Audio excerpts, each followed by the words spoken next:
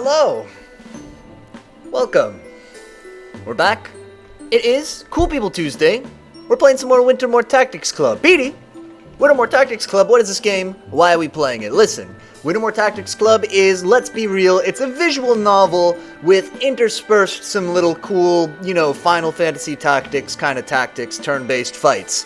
All about, we're at this private boarding school in New England.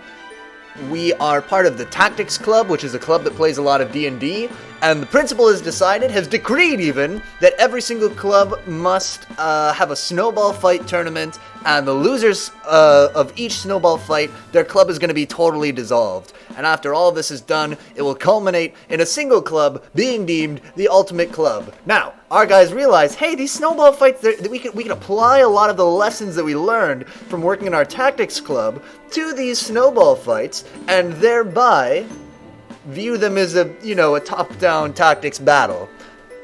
That's the game. That's the premise. We've picked up some dudes from other clubs that we've defeated, have joined our club, so we're expanding our ranks a little bit.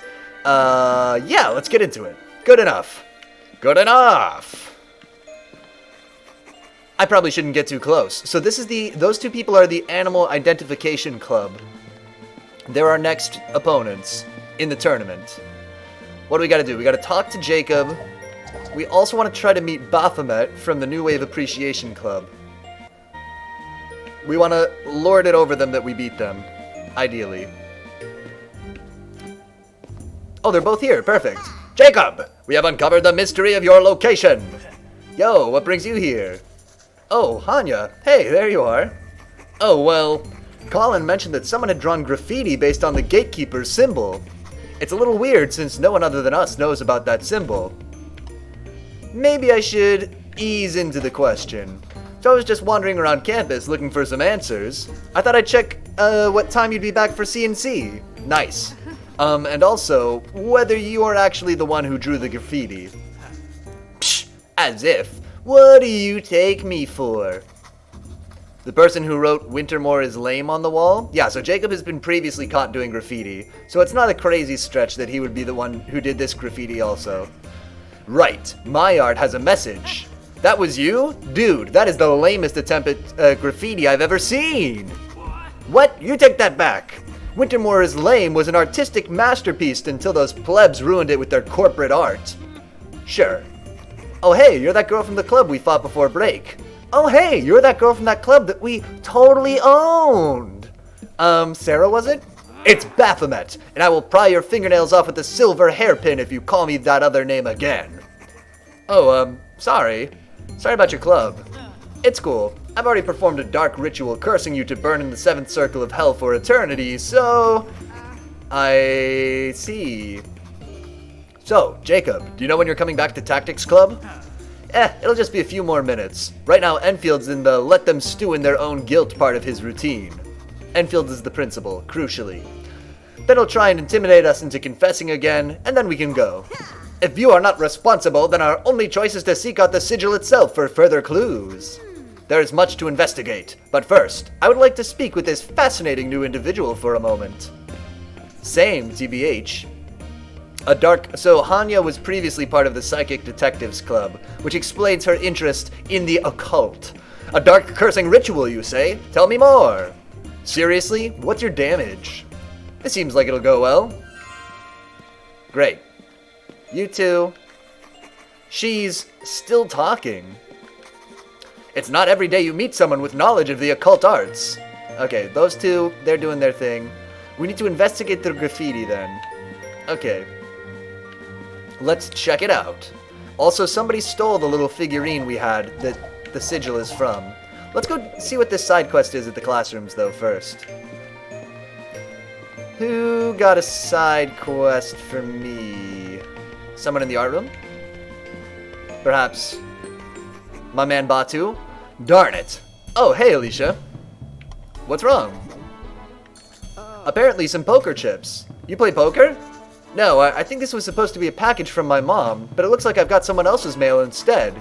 See here? It says room 104. I'm 204. Oh no, I'm so sorry. A package from your mom sounds pretty important. It's probably with whoever is in room 104, right? Yeah. I worked up the courage to knock on the door, but it turned out no one was there. Oh, well, maybe I can ask around campus and see if I can find the person with your package. Would you do that? Here, take the package with you. Sure, no sweat. I'll let you know if I find anything. Boom, we've got Batu's package. Someone got Batu's care package by mistake. I just realized there was no new game yesterday. Should have there been a new game? Oh no. It was Monday, right?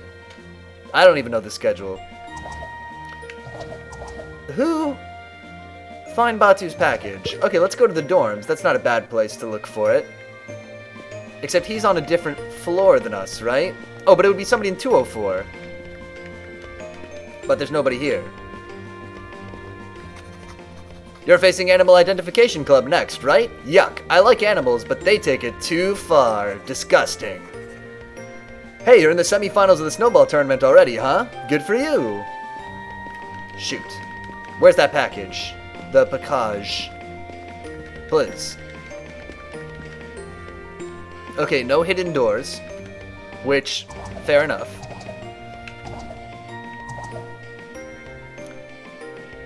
Let's see. Where else might the package have ended up? Maybe at the admin building? The library? How would we know who lives in 204? Anyway, my recommendations on YouTube.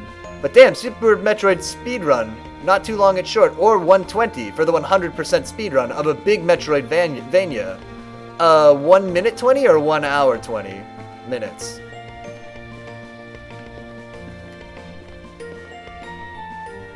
I guess 100% speedrun in a minute 20 would be pretty alarming. I'm going to read that as probably an hour 20. Where would this package be? Who's got Batu's package?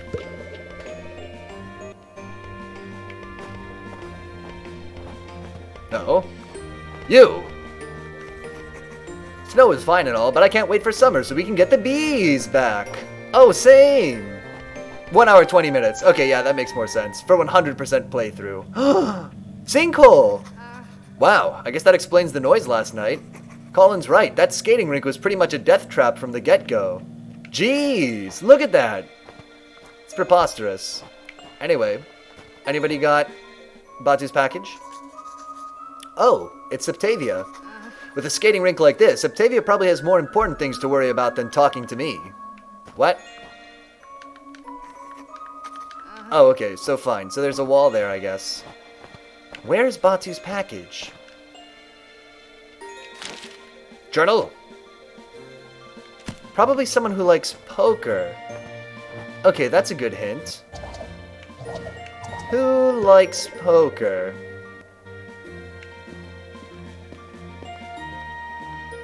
You! No. Could you imagine if it was the guy right next to him in this room? Someone who likes poker. Do we know anyone like that? The snowball tournament's fun for a sports fan like me, but I don't want to lose all the clubs, you know? Poker? Hey, it's Donnie, right? Oh, the mafioso guy. Sure, he could be one. I know what's up. You got something you need to sell on the sly, right? Some school supplies fall out of the back closet? What? No, I was just wondering if you'd maybe gotten a package recently. Maybe something you weren't expecting? Who told you? I ain't done nothing wrong. I didn't say... Anyway, I think it might be belong to a friend of mine. He got this package full of poker chips by mistake, and he thought someone else might have gotten his package by mistake. My chips! What a relief! I opened the package and there was some kind of dough balls in it. I thought maybe they gave me the wrong kind of chips maybe. Like this is what a chip is in England. Nope, don't think so. Here, take it. Whew, thanks, I appreciate it. Sure, if you really appreciate it, maybe you could do me another favor. Maybe? If anyone asks, you didn't see me here today, got it? Okay. Here's something crazy. Okay, for normal Super Metroid speedruns, so without a certain suit in the late game for casual playthroughs, you take rapid damage in the fiery areas of one of the last areas. Speedrunners. So that's like where we are going to kill the first major boss in the run and just rush through, taking constant damage with like barely any health to spare. Oh wow, so if you just like blast through it even though you're taking the extreme damage, you can slide through. Navigating the area at top speed and killing a boss while taking constant harsh damage. Damn. Good news! I found your package. Really? That's great. Oh hey, looks like my mom sent me some Burzog. You want some?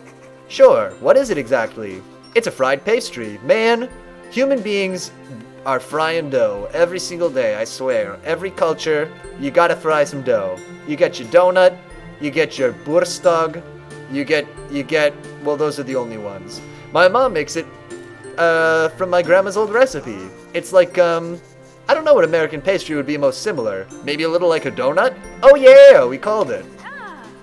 It's really tasty. Does your mom send you stuff a lot? Yeah, she's pretty protective. Likes to send a lot of care packages. I told her school is fine, but she doesn't believe me. If you don't mind me asking, where is your family from?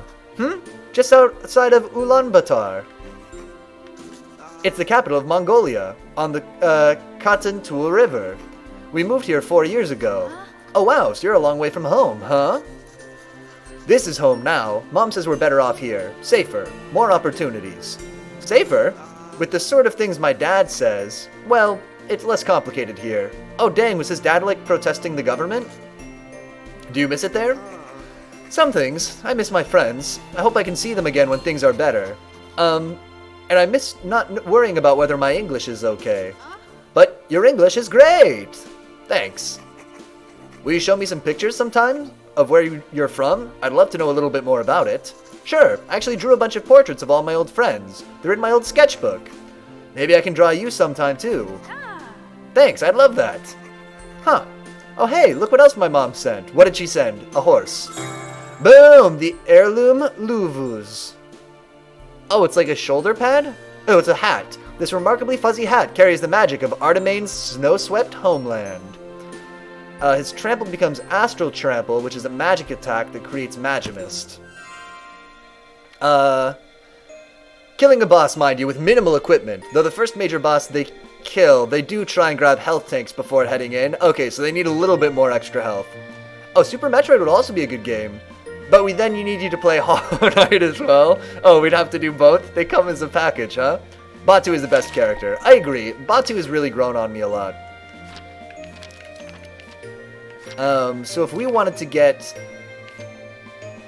make Batu all magical, we could do it. Trample gaining chaining is pretty good. But I think we want to give him the tactics stuff.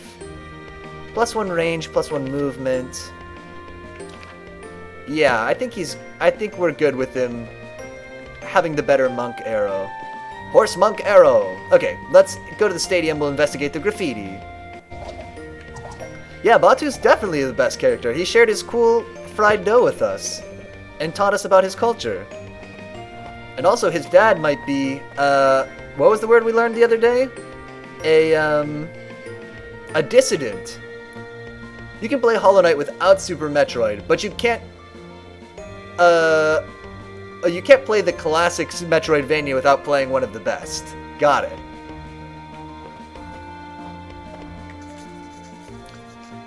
It's a tournament bracket. Everyone in the snowball fight is listed here. Let's see where we are. Who are we up against next? Oh, Animal Identification Club, and then it'll be the Student Council, probably. Okay, let's look at this graffiti. Wow, it really is that symbol from the book, Ilamauzar. The very sigil of the gatekeeper. Oh, hey, it's huge. Did someone really sneak out here last night and paint this whole thing? Indeed. What sort of miscreant could have done such a thing? I mean, Jacob swears he didn't do it, and I believe him. He's not exactly shy about taking credit for vandalism. Hey, Trees Rule, what's up? We're playing some Wintermoor Tactics Club. A lot of visual novel with a little bit of tactics combat. But if it wasn't him, then who? No one else knows about the figurine, right?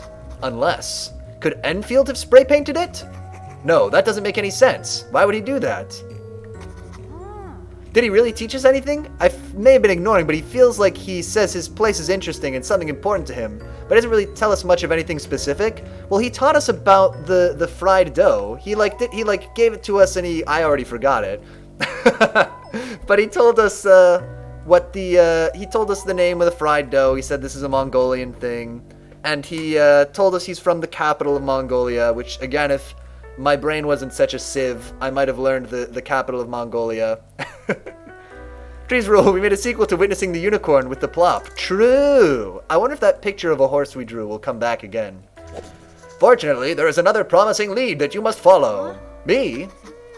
In addition to this ominous graffiti, another mystery appeared last night. I missed that, but fried dough sounds tasty. Oh yeah! The curious sinkhole. Isn't that just the result of school incompetence, though? Unlikely! Alicia, you must know by now that there are no coincidences in this world. Investigate the sinkhole and return to me with your findings. And what will you be doing exactly? There are many more mysteries on campus today, friend Alicia. For example, my former clubmate Scarlett has mysteriously vanished. I am attempting to divine her last location. To overcome this much mystery, we must divide and conquer. There is much to do for both of us. Okay, I guess I'll let you know what I find. Excellent! I will await your findings in the club room. Okay, we gotta go check out the sinkhole. Which we did kind of already do, but it's fine. We can do it again. Peter Bizzle, that reminds me, there's a SpongeBob game on DS I played as a kid where you draw everything. It's wacky and I haven't played in ages, but I remembered it as a decent platform. I remember the bosses were actually cool. Oh man, there was a game that I played like on iOS that was kind of like that. It was sort of an RPG where you drew all the enemies and stuff, but that one ended up being a little bit of a disappointment. Not because of the drawing mechanic, just because it turned out to be like very, very linear. And more of like a, I don't know, an adventure game or something. It didn't, for whatever reason, it didn't really grow on me. I know Hanya really thinks this thing is connected somehow, but I don't know. This sort of disaster is pretty on par for the school, to be honest. Oh hey, that's those girls from the school paper over there. Maybe they'll know something about what's going on. This is a platformer. You draw the items in platform types? Okay, cool. Hi, you work for the school newspaper, right? That's right. Do you have any information about this sinkhole? Or perhaps the strange graffiti that appeared outside the stadium? Actually, I was about to ask you that. Are you covering the story? Both of them. It's a heck of a news day, let me tell you. It's all we can do to keep up with it. And on top of that, does Becky have braces? Or her teeth are just crazy? I think her teeth are just crazy. I'll send you the trailer in whispers, but warning, I haven't played it in ages. Alright, I won't hold it against you if it looks rough or whatever. And on top of that, a ton of students are out sick today. Maybe there's some kind of epidemic. Or hey, you think maybe they fell into the sinkhole? Oh my god, could you imagine? One story at a time, Becky. No sane student would have set foot in that rink before or after it became a giant chasm. Besides, class attendance is down by 22%. I doubt 22% of the student body accidentally fell into a sinkhole. But could you imagine? Yeah, you're probably right. If that many kids were piled up in the hole, we'd be able to see them from up here. Man, that would be one award-winning photo, though. Huh. Well, thanks for your speculation. Now if students are missing, I wanted to narrow down these mysteries. Not add more to the pile. I should let Hanya know. Hole. My favorite as a kid, which was just putting myself through pain, reverse troll, trolling yourself, always good, was like drawing a dot for a platform. Sorry, I looked away and now there's a spooky man with a mask? Whoa, who are you? We are those who have been wronged and cast aside. What? You are the enemy. You have tried to destroy us, but now we have the gatekeeper. Your reckoning will come sooner than you think. What? A reckoning? What did I do? Or alternatively, what did I do? Can't we talk this? Huh? What the heck? Who even was that? I should probably tell the club about this. Mysterious masked figure. I bet it's the student council. Or maybe one of the clubs we defeated at the beginning, but they seem actually weirdly chill.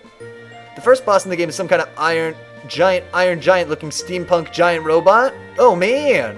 I wonder if I'm trying to figure out if he's big or just like regular size based on that description. It's probably a guy from the old D&D group or something. That'd be so weird though if he like, the guy who invented D&D in this world like came to the school. I wonder who it could be. So, did you find the others? And it's somebody who has access to our room. right? Because they stole the figurine from, like, our dorm room. So it's got to be the principal or something. He is big. Okay. I guess I should have gathered that from the 3 uses of the word giant. So, did you find the others? Yeah, man, there's a lot of crazy stuff happening around campus today. I don't even know where to start. That graffiti is seriously creepy, and it's definitely the sigil we saw in the Ilamauzar book. It has to be whoever stole the figurine, right? We're the only ones who know about that statue, other than Enfield, so someone must have stolen the figurine, seen the sigil on the base, and spray painted it. Well, here's hoping they're dumb enough to get caught. That way the principal gets back the monument to his failure, and Jacob's theft doesn't get this team disqualified from the tournament. I see, so he's hoping that, since we stole the sigil originally, he's hoping whoever stole it from us will get caught and get blamed for the original theft. Honestly, not a bad plan. Are you sure we shouldn't... Boom. Yo, we're back. Oh, hell yes! Do we get Baphomet? Oh no, I knew she'd be back for revenge. What's she doing here? I'm a demon come to sit on your chest at night and devour your dreams. She will be joining our investigation. She is very knowledgeable about the occult and will be a valuable asset. And so we have designed a CNC character for her. Yes, we're getting Baphomet. What? Seriously? No way. There's no way that she is capable of the discipline required to play Curses and Catacombs. Ah, blow it out your ear, you festering armpit boil. Jeez. Just because you declared yourself King Nerd doesn't mean I couldn't kill at this game. Let's see how this plays out. Oh yeah? I bet you don't even know the effective light radius for a torch. I bet I could find out by lighting you on fire. You see? She's full of practical problem-solving solutions. I love that Hanya is so on board with Baphomet joining the party. Look, she clearly doesn't even like us. I'm not writing her into the campaign. Well, don't say it. I could try writing something for her. Oh, cool, so we're gonna write another campaign, too. Great. Ugh. I'm sure it won't be so bad. What character are you playing, Baphomet? One that's gonna blow your little loser minds. She will be a Hellion. Hellion? Seriously? You can't play one of those. That's a monster class. They're demons. Oh, so she's playing like the tiefling, basically. See, I told you they wouldn't be able to handle it. No. I can work something out. If that's what you really want. I mean, they're usually evil, but maybe your character had a change of heart. If I described to you what was in her heart, you would turn to stone from pure despair. Okay. Well then, maybe she's working with the party for her own ends. That gives me a few ideas. Just give me a little time and I'm sure I can write something. Mark my words, this will not end well. Never play with an evil character. Do you want to write an adventure for Baphomet now? If not, you can write it. No, let's do it. The final boss was hard as a kid. A lot of the bosses were. You fight a giant SpongeBob, and he's like the one from World 2 I struggled with. But he has giant attacks and spawns smaller guys, and like you're slowly breaking off bits of him, which is cool. Oh, I always like that. Like a big boss that you slowly take apart. Also, BT Dubs, I looked it up. The thumbnail reminds me how dumb the game looks, but the drawn kind of enemies look pretty cool. Okay. Oh, and also with regard to Baphomet's threat to set him on fire, that actually seems like a cool game mechanic.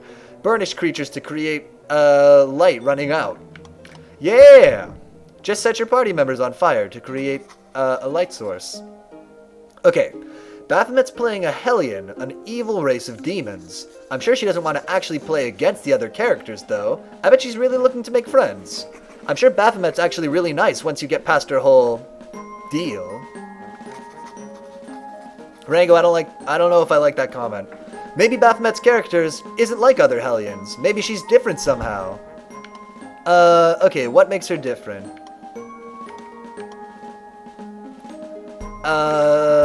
She was raised by a kind old man.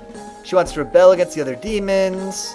She's an outcast because she was born with 2 horns instead. Let's say she was raised by a kind old man, so she actually likes humans. Yeah, that'll make it a lot easier to hook her in with the other players. There should really be a really big threat, so they're all forced to work together. I need a scary villain that Baphomet would think is cool. I wonder what Baphomet would think is cool.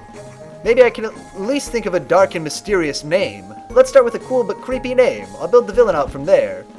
The villain will be... The Undead Queen. The group thinks she's pretty cool. Get her back in, the Salt Shaker. Perfect. She can join forces with the heroes for a common cause. Oh, sorry, I didn't mean any offense. It was mostly based off my friends. No worries. And in the process, find the good in herself. But I guess I still need a way to get her together with the party in the first place. Okay, so how does she join the party?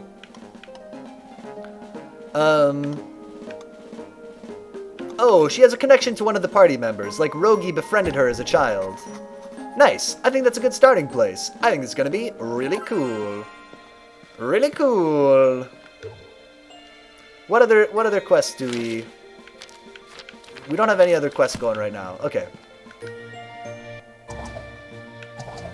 Let's go play D&D. Don't super know why they made us go to the other room and walk back here, but that's fine. Oh. Oh right, I almost forgot. I found something really weird. Aha! Your investigation proved fruitful? Not exactly. Well, it's hard to say. I didn't find anything of interest at the Sinkhole, but I was looking around the campus and this really weird person confronted me all of a sudden. Someone in a scary mask. I'm not sure what they were doing, but they talked about the gatekeeper. It sounds like they must be the one who stole the figurine. Mysterious! The plot thickens. They didn't try to threaten you or anything, did they? They did say something about a reckoning. I don't know if it was a threat or not, but it definitely wasn't friendly. Worry not! I shall add this to our dossier. I can feel that all these clues are connected, and after we triumph in these next battles, we'll be able to deduce how. I'm still waiting to see, like... Will this game actually become supernatural? Or not? Like, I didn't think that it would. I thought it was all just going to be goofy clubs, like having snowball fights against each other. But it feels like we're heading that direction. But it could be a Scooby-Doo thing where it seems like mystical, magical, spooky things are happening, but it's actually it's all explained. I don't know. I'm at a coin flip for which way this game is gonna go from here.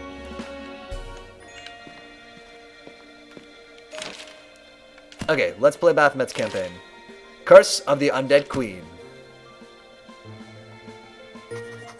So, Baphomet, what's your character's name again? I'm Hecate, daughter of darkness. Okay, well Hecate, even though Hellions are usually evil, you're different. Let's say you were actually raised by a kindly old... Nope, Hecate's totally evil. Oh, she's not going along with it. You're right that she's not like the other Hellions, because they're lame. Hecate only works alone. Okay, but we need you to work with the party, so... Well, one day you overhear some bandits talking about murdering some humans for money. Usually it's none of your business and you're beyond caring. True. But you notice that one of the people the bandits are talking about is none other than the one human who understood Hecate when she was a child. Her dear lost friend Rogi. You have to rescue him. Sweet, I didn't know I had a Hellion as a childhood friend. That makes Rogi way cooler. Hecate could never be friends with a human, especially that one. Your childhood acquaintance? It's your story. So, adventurers, a lone woman approaches your camp. I attack her. What? She's clearly a Hellion. They're an evil race. My character is a paladin devoted to stopping evil. Colin is such a stick in the mud whenever a new person tries to join the group. You can really tell he's one of these people where, like... I think he really feels like D&D is like his thing, and so every time they try to share it with a new person, he's like, no, I don't want this person in the group. He's like very hostile to everybody new who tries to play, at least initially. I step in front of Iadwald to halt his attack. Sir Paladin, she seems to be unarmed and is only passing by. We should not strike the first blow. She's evil though. As heroes, we have a duty to... As you're having this discussion, the bandits attack. Oh no, we have to save Rogi! Okay, so... What is her deal? She has Hellburst, which is a burst attack and deals +2 damage if you took damage the previous turn. Okay, she's got a little bit of magic armor, but no physical armor. Okay, what do we want our party to look like then? We've got Hecate for sure. Oh, what is her attack? Is it magic? Yeah, okay. Let's actually... do try to get Eodwald in, and we'll also, instead of Hanya, we'll put Unhaya in. And that'll be the party. Let's see how this goes. I just looked up SpongeBob Drawn to Life, and the video on all bosses misses the secret bonus world boss. Secret boss! Oh, games with secret bosses. You'll love to see it.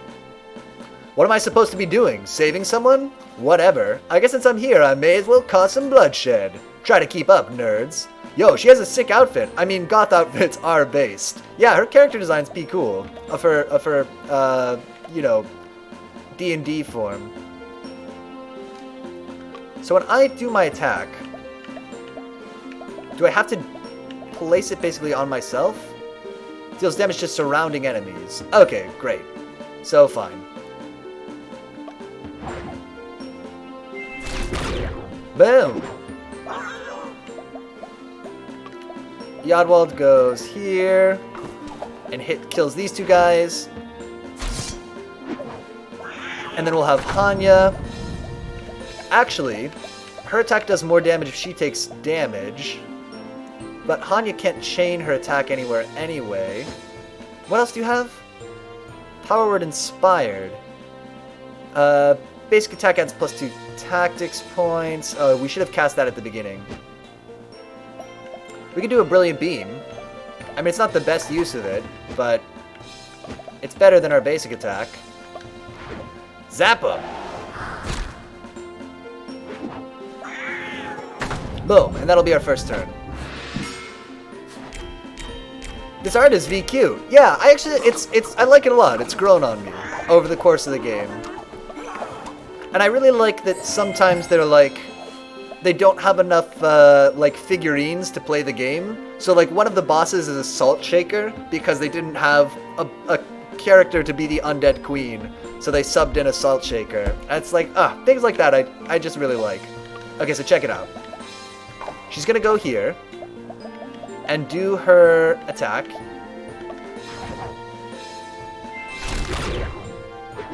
Can we get Eodwald in? No, we can't really. Eodwald's gonna do basically nothing this turn, which is fine.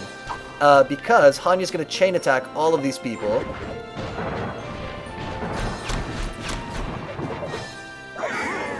Nice. And Eodwald just move up a little bit. I wish he could move further.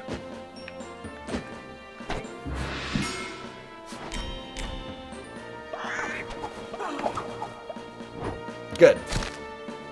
So she'll get Vengeance on her turn, which is nice. In fact, yeah, can I one-shot this guy since we have Vengeance? Nice. And as always, we should try to use our special attacks since they penalize us if we don't do it enough at the end. Yeah, the guy who made that video like a month like a month later made one with the secret boss. Ah, okay. I bet he got like 1 million comments. Hecate deals at least 25 damage or defeat all enemies and Hecate stays alive. Yeah, we got a perfect score. Bada bing! Oh, we didn't really have to use the second tactics power, but that's okay. We didn't know how many it was going to be. So it seems Rogi has grown much since you last saw him. He's now a hero fighting for the forces of good, with a band of stalwart companions. They tell you of their current mission. They are en route to destroy the dark forces of your arch-nemesis, the Undead Queen. You have acquitted yourself well, traveler. Would you like to join us on our quest? We could use someone of your talents. Wait, the Undead Queen? Didn't we kill her last time? You thought you did, but it turns out she escaped. It must have been a magical ruse. The Fiend! So, you know, Batu is very good, but I think Hanya's a little bit my favorite. So, Hecate, the Undead Queen is your sworn enemy. This is a chance to show you're more powerful than she could ever hope to be. Do you join the party's crusade? Nah, pass. You nerds are too boring. Boo! I'm done here. Apparently I needed some sanctioned activity waiver from a school club to get out of wearing a uniform. I spent an hour participating in this club to get one, so now I'm gone. Oh, she just wanted to dress like that. See you in the Phlegathon, losers. I don't know what that is. Huh? Wait! I never heard about any kind of waiver. So she was just using us after all. That's what we get for trusting her. Like player, like character, I guess. You know, Colin, I guess so. Evil characters always end up trying to kill the rest of the party in their sleep. And Hellions are pure evil. I mean, not just people who do bad things. They were made by an evil god. Yeah, but what, like, even is evil anyway? If your warrior, is your warrior evil for killing rabbits to eat? Or like, if a guy stole a loaf of bread for some kids, does that count as evil? Yes! To that, I refer you to the 12 pages in the player's guidebook laying out a clear and unambiguous definition of evil. Intriguing! Baphomet had some strong opinions on that interpretation when I brought it up. She posited that those definitions were written to limit humanity after the Shadow War between the heavens and the true underworld. It's too bad we never got to see whether Hecate could find the missing Nephilim and restore balance to the demon realm. Oh man, that sounds like some Darksiders shit. Yo, we should play Darksiders too at some point. It's a long game. We probably shouldn't play it. Maybe we'll have a marathon stream. We'll have a 40-hour marathon stream playing all the way through Darksiders 2. Wait, what? Indeed. When she was we won't do that. When she was I would die. When she was explaining her ethos to me earlier, Baphomet shared her bold and detailed narrative regarding demonological matters. She is very passionate about it. A story of heavens and hells, of forbidden loves and secret wars, and the lone brave demon who could set it all right. That's why I suggested she play CNC. Her dedication to storytelling quite reminded me of you, Alicia.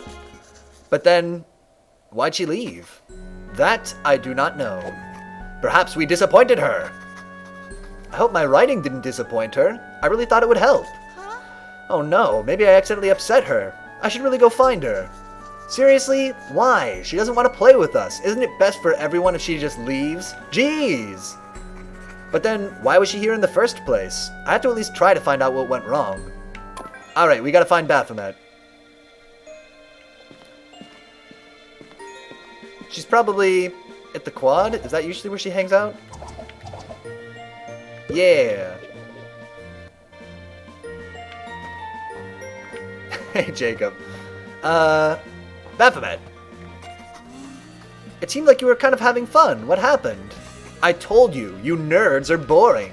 I mean, a bandit attack? The Undead Queen? Really? I had all kinds of killer ideas for Hecate. Your stuff is lame. No. Oh. You think it's lame? Can I ask why?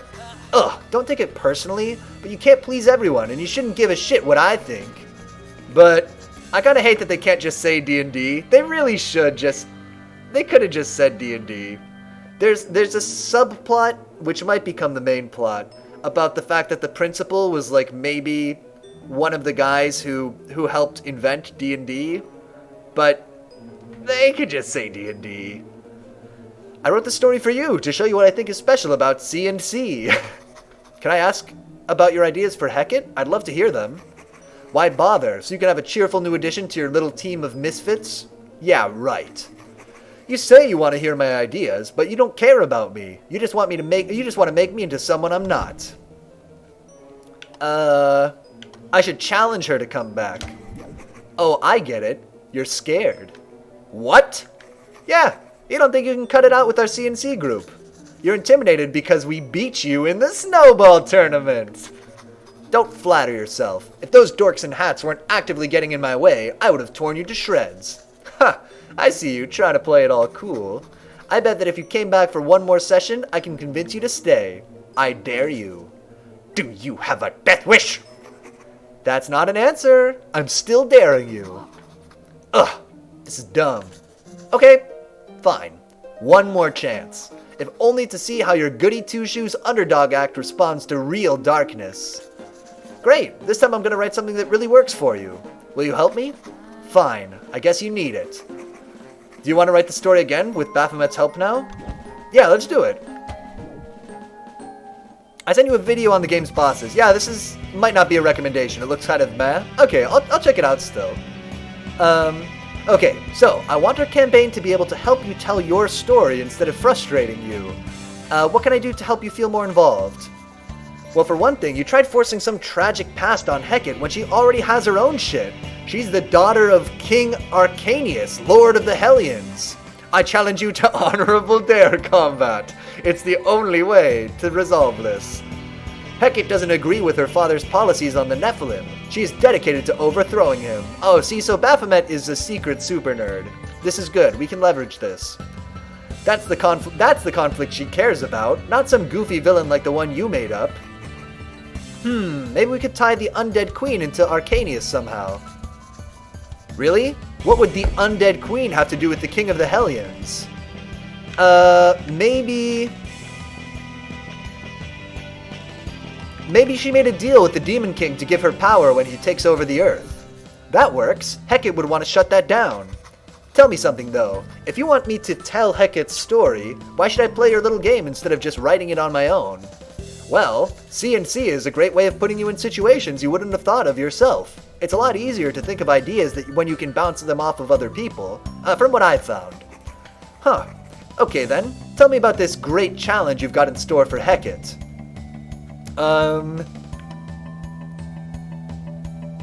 Piotr Bizlet does have a boss who is Patrick that inflates over the fight. That is a good concept. Let's say... maybe a bunch of devils from the future are trying to stop her from causing a great calamity. Pass. Nothing makes a story turn into sci-fi nonsense faster than time travel.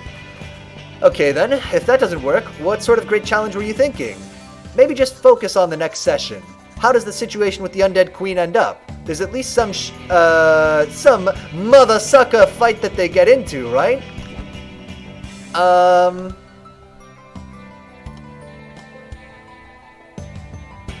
Let's say... what about a summoning portal to manifest the king's army in this world, which you have to close? That might be interesting, depending on what you do with it. Okay, I'll come up with some good details before we play.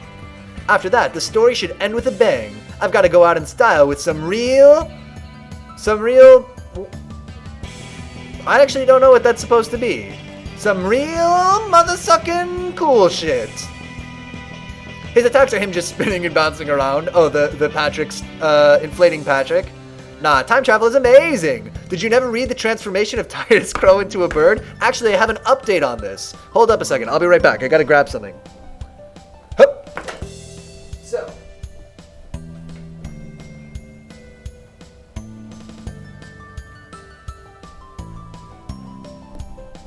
Listen.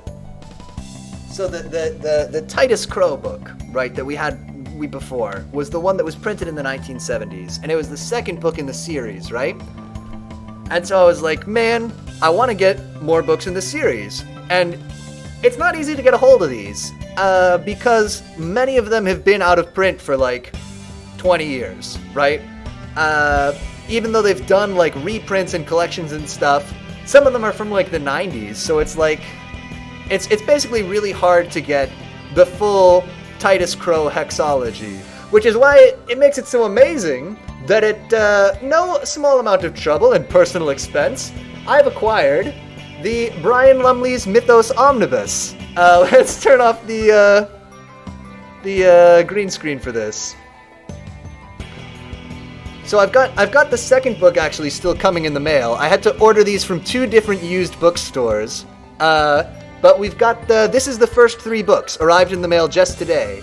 More books in a series you didn't finish the first one you read of? Oh yeah! But I was thinking maybe we could use this to do some more AI dungeon stuff. It's got this one has the transition of Titus Crow in it, among others. But yeah, it's also in really rough shape. I mean, it is a very, the other book that we had really was printed in the 70s, but it's in much better shape than this one, which is from like 97 maybe. Anyway, we got the first 3 books. The other 3 are coming in the mail. We can find some ways to use these for AI Dungeon. Should be a bit fun. Let's go like this.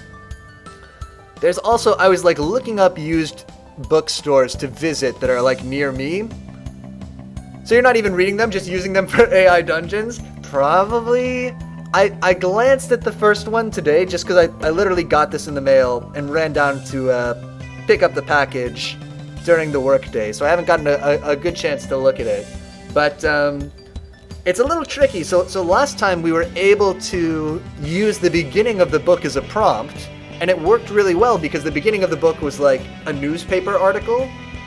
And so we could just like take that and make that the prompt for the beginning of AI Dungeons. But the beginning of the first book is a series of letters back and forth. I haven't read it too closely, but I was just glancing at it.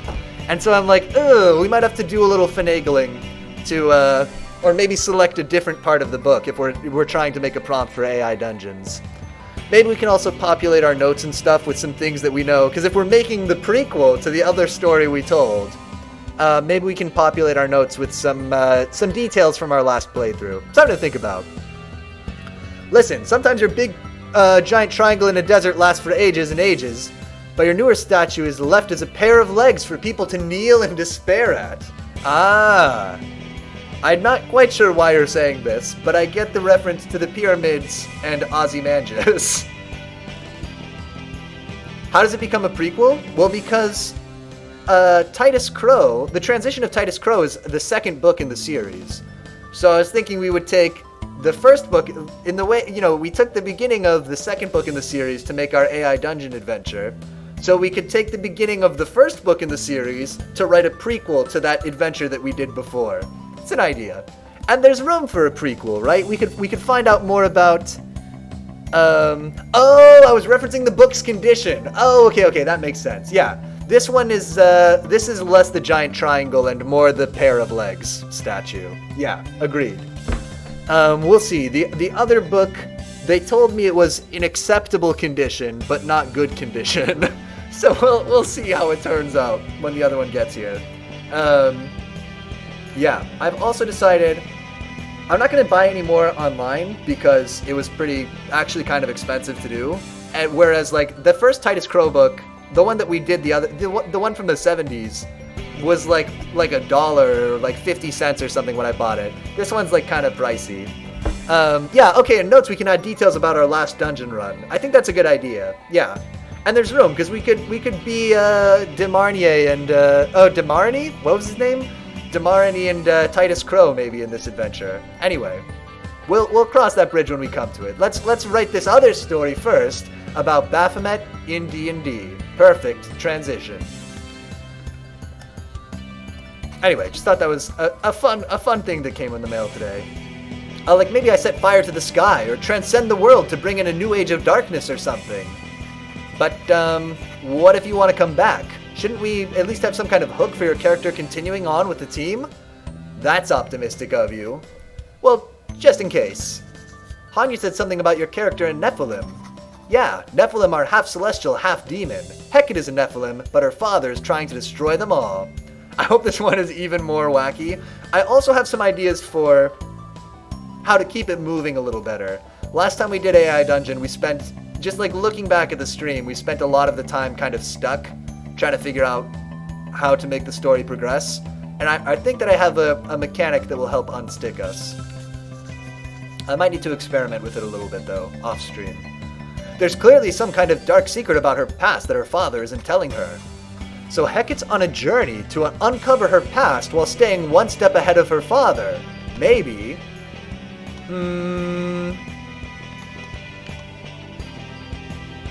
As the story finishes up, the villain drops a mysterious hint about Hecate's mother.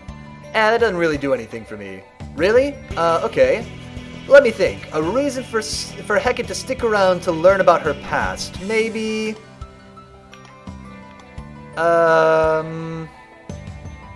Okay, what would she go for? So chickens robbing banks are back? You never know. We'll just have to see. The party is on their way to the site of an ancient battle involving Nephilim, and Hecate might be able to gain some valuable information there. I think she might go for that. That one's a little better. I guess it's fine. Not that it'll matter, since I'm not going to stay, but if it makes you feel better. I wonder if that matters. I wonder if we answered all the wrong things, if she wouldn't have joined our group afterwards. Great, I'm really looking forward to playing with this with you. Probably not, right? We'd probably get her no matter what. I hope it's what you're looking for. I guess we'll see. Boom.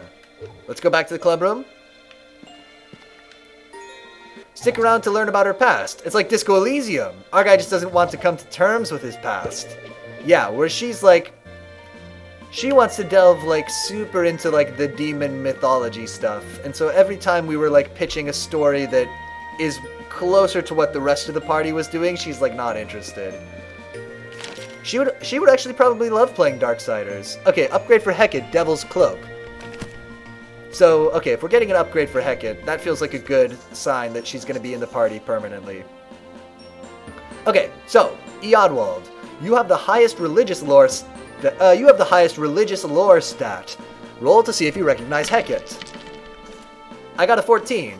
Excellent. You recognize that Hecate is none other than the daughter of King Arcanius, Lord of the Hellions. My father is leading the underworld into destruction by betraying the Nephilim. I will supplant his rule. You pitiful mortals had best not get in my way. Whoa, she's doing a character voice. I was not expecting that. I wish they had told me that before. It's fine. Yeah, what a surprise. Someone putting effort into a character instead of playing a generic goody-goody knight. Bring her into conflict with Colin. King Arcanius is the source of many of the darkest evil beings that made their way into the realm from the fringes of reality. This coup could be a rare opportunity to strike against him and make the realm safer. So, are we still gonna do the Undead Queen thing, or...? Yes! It seems the villain you've been tracking, the Undead Queen, is on the verge of acquiring terrible power. She's in league with this Demon King, and hopes to use his conquest of this plane to ascend to power. My father's minions have been secretly trying to get a foothold onto this plane.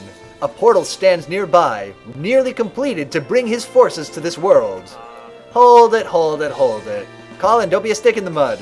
This makes no sense within the CNC cosmology. Alicia, it's like you never read the Etherealm's Compendium. King Arcanius can't have a daughter because Hellions can't reproduce. They're just spontaneously created from hellfire. Besides, a Hellion Lord would never have time to wage a large-scale campaign against our plane. They're always caught in a never-ending struggle against the Infernals for control of the Underrealms. This really doesn't hold up when you... Perhaps we could be of assistance to you, Hellion. Good for you, Hanya. Just ignoring Colin. Excellent work. You may not like some of us, but the battle ahead of you requires our help, probably. Maybe even insects like yourselves might assist me, but slow me down and I will feed this Eve on your hearts roasted with absinthe and sage. Excellent! The party makes their way towards the portal that Hecate mentioned. I don't join. Ugh, what a D-bag. Let me see this. In Disco Elysium, I just delved into the fridges of reality. The fringes, I assume. Not the fridges. Although I like the idea of delving into the fridges of reality. I just delved into the fringes of reality others don't notice, known as the great realm of imagination. Yeah, I roleplayed being an insane guy who doesn't know reality. Nice. Adoption Colin. Colin, we're trying to make a snowball fight super team. Get a grip. True. Come on, Colin, we need Hecate. What? Eodwald wouldn't work with a Hellion. Full stop. He's a paladin. I won't betray his character. He's gonna sit this one out. Have fun getting killed in your sleep. But, oh, don't mind me. Go ahead. Work with the Hellspawn who doesn't even want to be here. I didn't mean to... I eagerly anticipate news of what awaits us at the portal. Oh, Hanya, you're such a positive, just a peppy person. Right, the gates are guarded by the undead minions of the Undead Queen awaiting their mistress. They shamble about, uncertain, but watchful. They know Hecate is likely to appear here, and they are hoping to take her out before she can sabotage their dark work at the portal. You must fight your way through them to reach the final battlefield. Okay, so we probably can't pick Colin. Hecate deals 20 damage or defeat all enemies. Okay, so let's get... Hecate we have to have. Let's look at this setup here. These guys don't have any kind of armor. This one maybe has physical armor? Yeah. So having a lot of magic dudes would be good. These people have magic armor. So what if we did this? Check it out. What if we got... Oh, we have to have these three. No. But I actually don't hate this group. So what if we had Heket and Hanya take care of the people on top, and Sir Artemain runs around and takes care of the people on the bottom? Heket, Hanya, Sir Artemain. Enter battlefield. Not fridges, but my guy did see a fridge door, and my guy was like, this is a grand mystery. The unknown and ancient knowledge of the cosmos is inside. Okay, so that really would be the fridges of reality. My guy had a thing about locked doors. He always had to wonder what was behind. I always decided it was a main quest. Fuck the murder case. Just every time you see a locked door, just like zero in on it. I trust your precious heroes won't find it too evil to mutilate a few walking corpses. Nah, we do skeletons all the time. They're like mosquitoes around here. Good, then I'll show you how enjoyable destruction can be. Attack unlocked. Soul Vortex. Is this her superpower? Cool. Burst 2 and Vengeance. Okay, so we want her to get hit and then do this superpower to absolutely devastate everybody. So, that means Heket moves up here and hits all these people.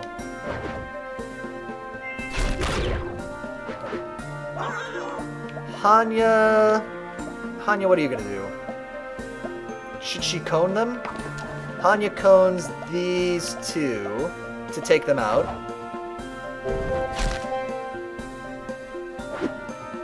We might have moved Hanya too far forward, but it's fine.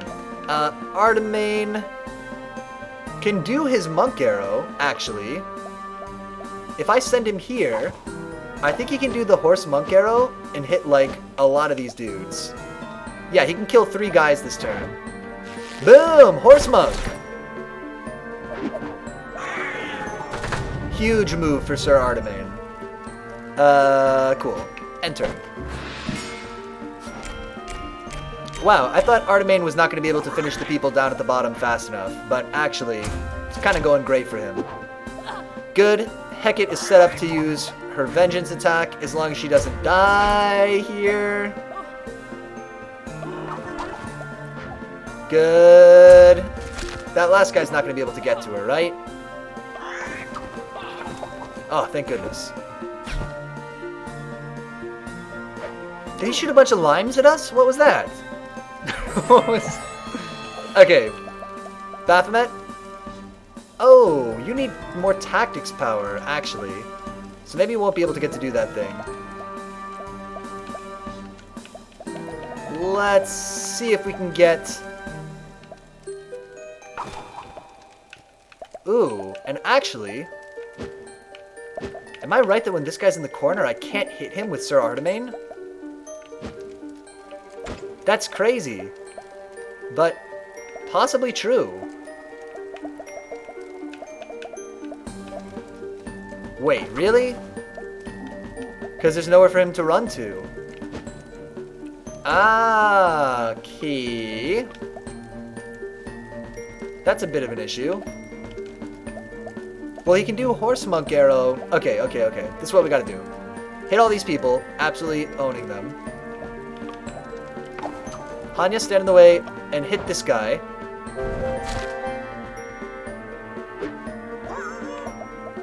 Then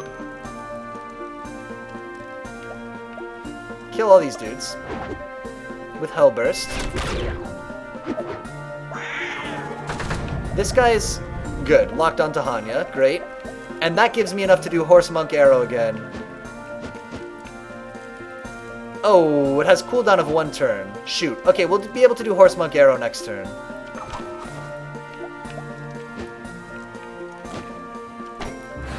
Okay, we'll get this guy next turn for sure. And we needed 1 more turn to finish this fight anyway. I kind of feel like the par might be 2 turns, but it's fine. Limes! No, the limes! Okay, check it out. Hanya kills this person.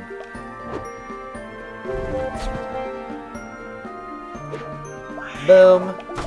And then you do your super monk, horse monk arrow again. Good work, Artemain. You successfully took care of the bottom while they took care of the top. How do we do? Under par? Oh yeah, we were under par. Great. Except we took too much damage. That's fine, whatever. Because Hecate took all those hits. Let me see. There's a locked door that is like a 1 chance 3%, and if you fail, your buddy Kim has to tell you, you don't need to know what's behind every door. There's also a locked door, this is in Disco Elysium, to a container that you want to get in, and as a joke, someone says about trying to talk to it. You can try it legit with a chance to open it, and stuff gets weird. Like, you know how to open it physically, but it's like, that's impossible. And one of your talking skills is like, how about you try me? Hellburst places fire tiles. Oh, that's actually kind of good. Although it can hit our own dudes then. Let's see. Hecate, the last attack was really effective, but now you need to roll to save versus poison from the guard's remains exploding. 5. Is that enough? Yikes, no. The poison takes hold, and you feel your life force draining fast. Oh, she's gonna need the paladin to heal her, and he's not gonna do it. What do you do? I hold it off through sheer force of will. I mean, that's what the roll was for, and you already failed, so... I use my psychic abilities to anchor her life force in her body, keeping her from slipping away. Unfortunately, your psychic abilities don't... Oh, they do work that way, but not on Hellions, it turns out. Sure would be useful if the party had someone around who was able to purify out poisons. Oh, you speak of our paladin who has forsworn his duty. Even as Hecate lies there, a hideous evil aura begins to consolidate in the portal. The forces of King Arcanius sense Hecate's presence and move to eradicate her. Without Hecate's power, the whole party would be doomed. Rogi, Anhaya, everyone. Sure would be useful if there was a character here dedicated to fighting the forces of darkness. Ugh, fine. I hasten to the battlefield, unwilling to let my comrades suffer without me. No matter who they choose to ally with. And you purify Hecate's poison status? Yes, I purify Hecate's poison status. Yeah, we got him back in. She awakes just in time. As the Undead Queen arrives on the battlefield with reinforcements, the ground begins to shake, and the portal glows ominously. You must defeat the summoners at each nexus point before they finish opening it. Prepare for battle. Kim saw me too many times talking to a random container. I didn't even get it open in my playthrough. Nice. If we're preparing for battle, does that mean I have time to go get snacks? Sure, maybe we could all use a break. I'd hate to cut this battle short. Alright, break time! Snacks! Let's use this computer. Tips and tricks. No! I don't need tips or tricks. Anything to do? Any side quests? Looks like no.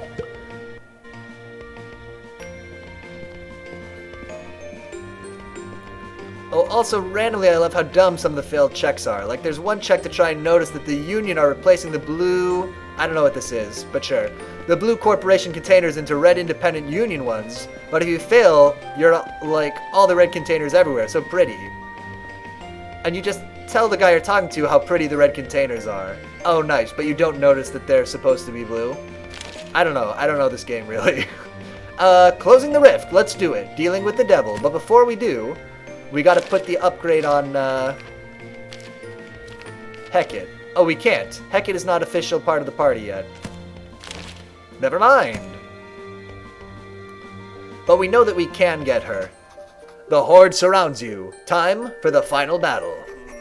I don't expect any gratitude for healing you, demon. I'm simply trying to aid my friends.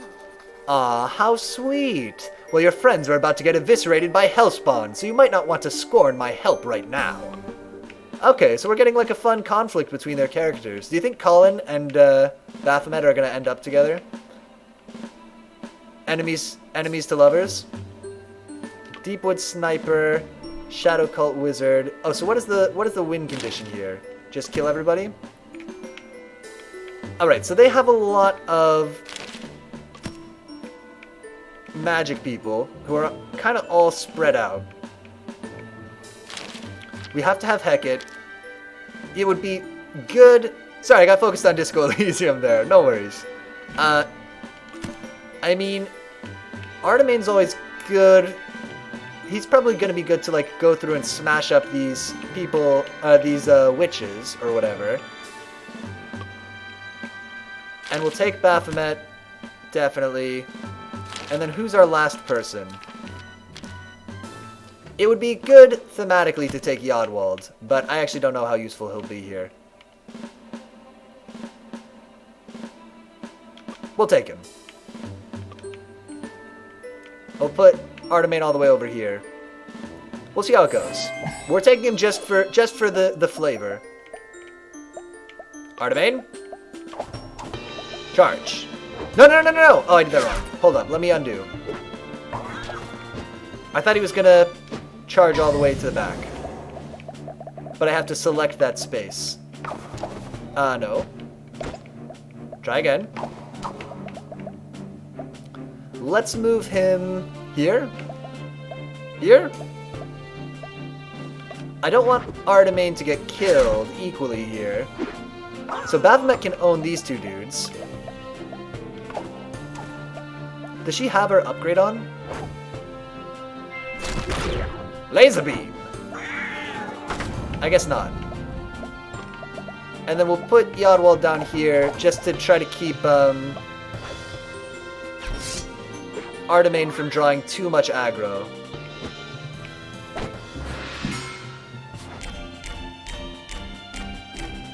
Although Artemane did draw an awful lot of aggro, in fairness. Artemane, don't get killed! Good, Yodwald can take care of those two guys on his turn.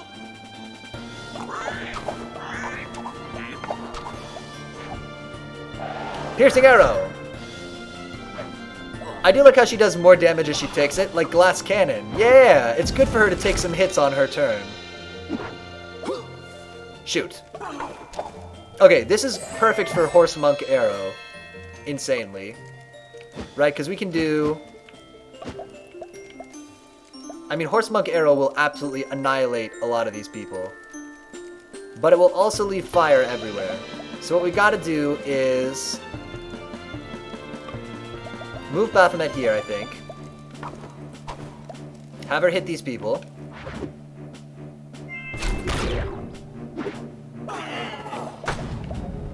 Artemane stands in the fire. Oh, we're gonna take too much damage. They're gonna ding us for taking too much damage here. But it's fine. Is it fine? It's fine. Horse Monk Arrow! Good. Setting everybody on fire on our team. And let's have you do... what is this move? Power Word Smite. 2 damage. And dazes. Nah, let's hit somebody with Stun Hammer. Just because we're trying to use a lot of superpowers, as always. Okay. Yeah, they're gonna say we took way too much damage here, but it's fine. It's fine, it's fine.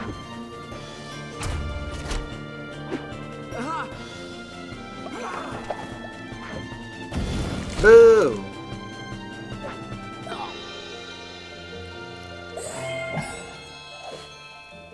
Artemane, finish this person off by running through fire. Why not? This is an XCOM 2. Your guys aren't injured and spend days in a recovery room before going back to battle. Yeah, but they grade us at the end, right? And we lose out points if we take too much damage.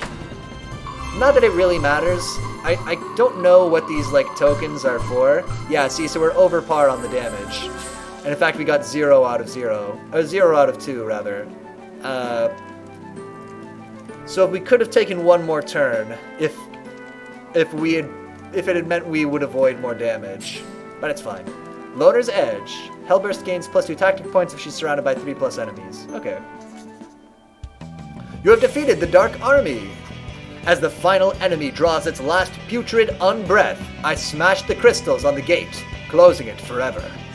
Nice. One more of my father's plans foiled. Soon, there will be nowhere for him to escape to. You have indeed foiled the plans of King Arcanius, at least this time. Does that mean we're going to run into demons from now on? I mean, if Colin says it's okay. Now that we're a high enough level, I was going to run the Fire Throne Keep module. That should have plenty of demons for you. I understand you are traveling towards the ancient battleground of the Nephilim Wars. Arantianama. I have interest in this place. Does that mean you'll travel with us? Oh, she's in! For now. Excellent! We would be honored to have your strength supporting us. Yeah, join the team. I want to see what other weird stuff you can do. Just so you know, I'm still going to keep an eye on you to make sure you don't murder us in our sleep. But I want to be a good leader, not some dictator. So if everyone else wants you to join, I'll let you join. Heh, wise decision. You have yet to see the true power of which I am capable. Reminds me that one time a guy went unconscious in XCOM 2 before trying to escape before enemies dropped.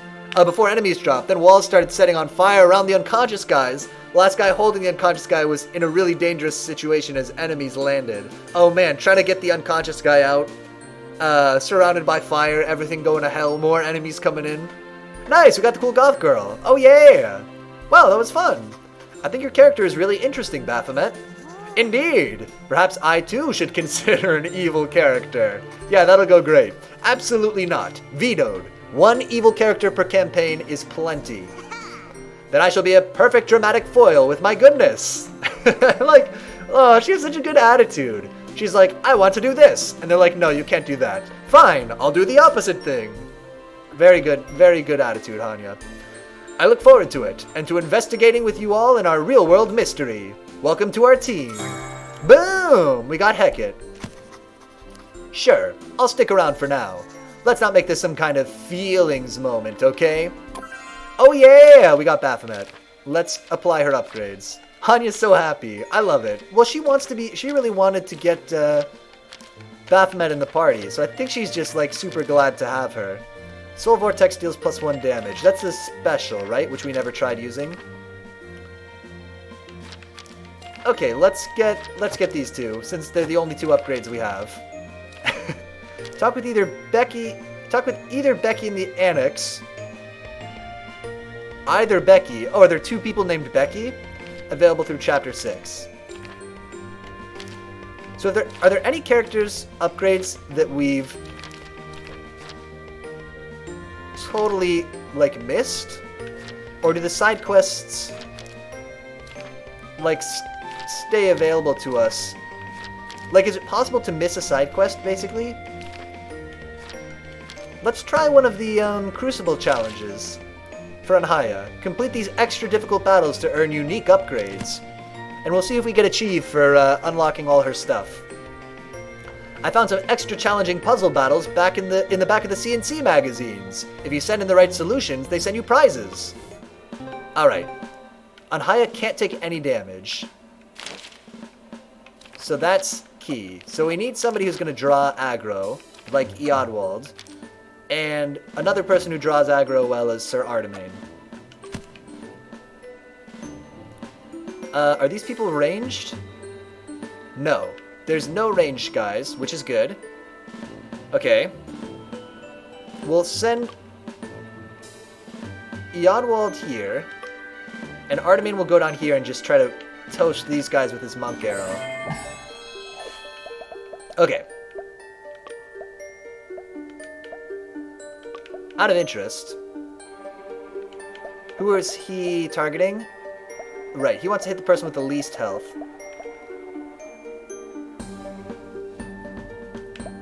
Okay, let's start with the one that we know.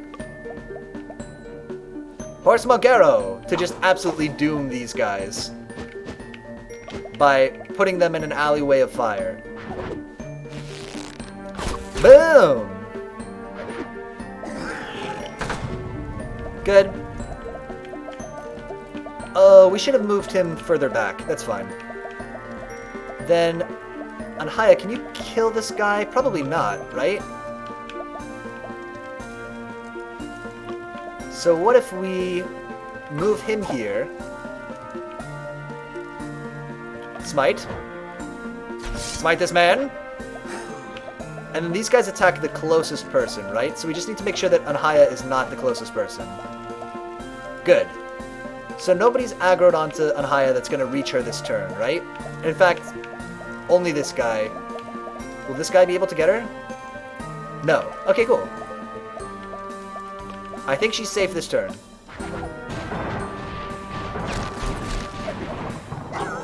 The craziest levels in XCOM are the civilian rescue ones. You're dropped into a town under attack and must... XCOM 2, yeah. Into a town under attack and must get near them to get them to escape.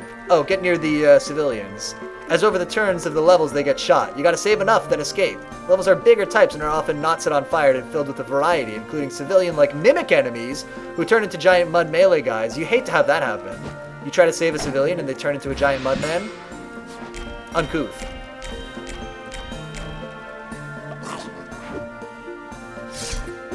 Good. Okay, that guy's gonna die in the fire on his turn, so we can just ignore him. Oh, this is fantastic. So this guy's gonna die, I think, on his own.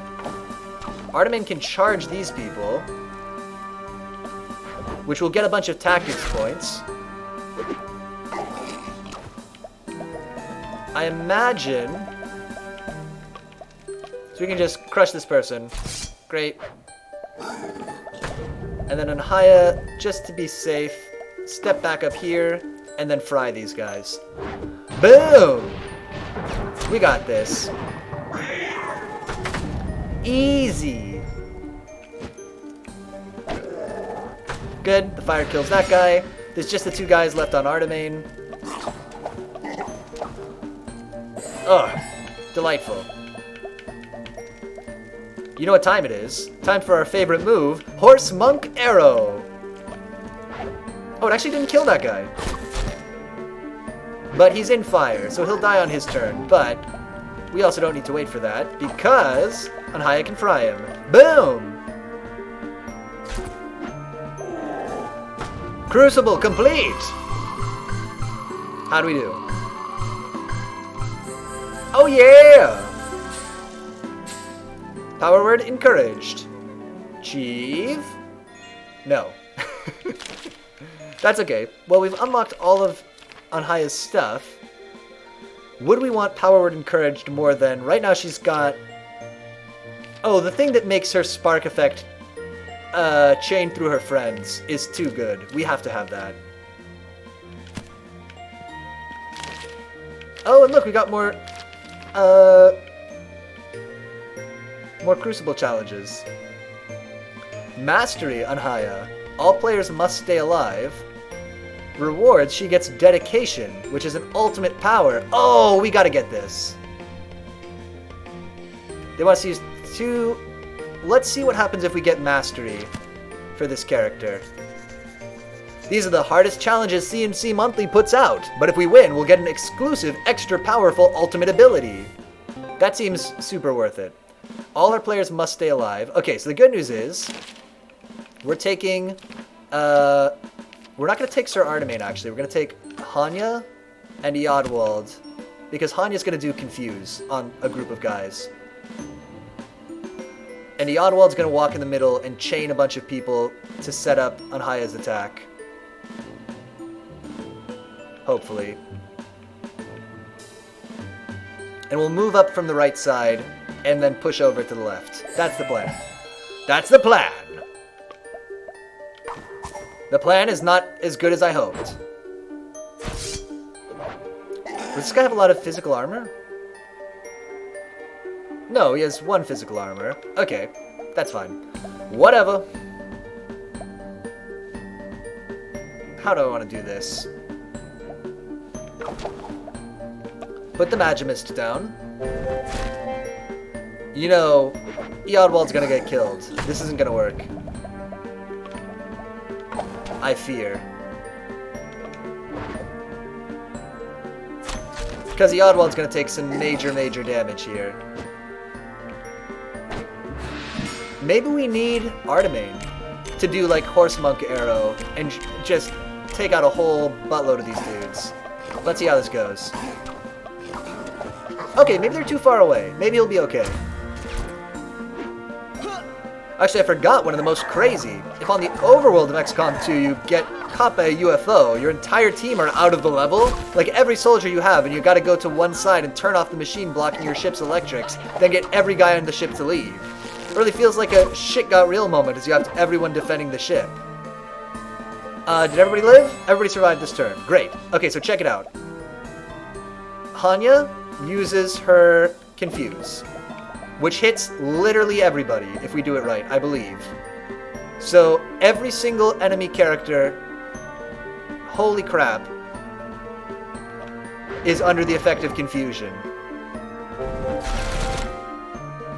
Which is, and this is true, hilarious. See? Psychomancers are OP. Oh, how many people have that Chieve? Oh, it's only 5 or more guys, but still.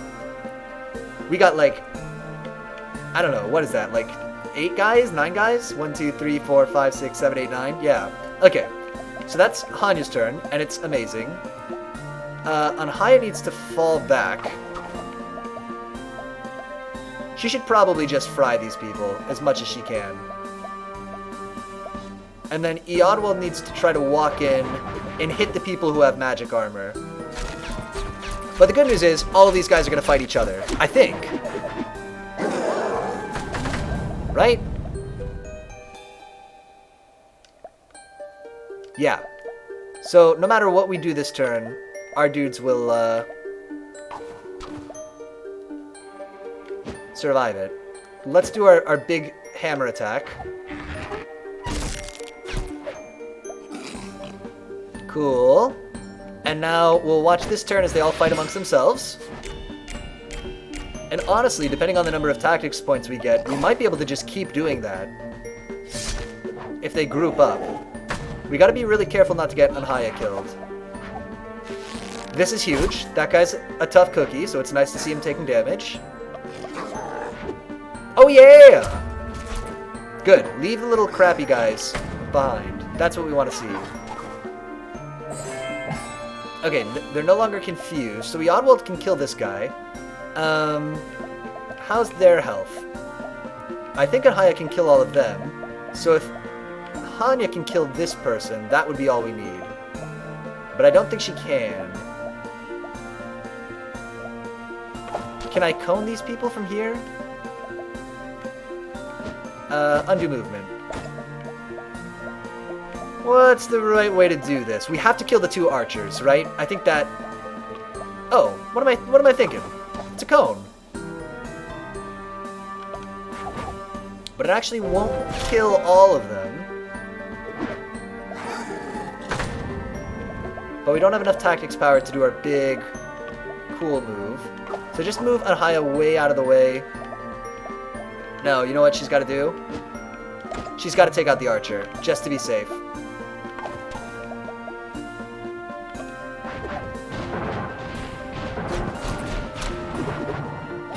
Can this guy get Anhaya from where he's standing? No, good. And Hanya has full health. And there you go. Boom. And then we own them next turn. And then we'll have won. I think that'll do it. No! We'll have taken too much damage. They'll penalize us for that, but it's fine. Hanya, do your big laser beam. I mean, not Hanya. Anhaya. Big laser beam! Activate!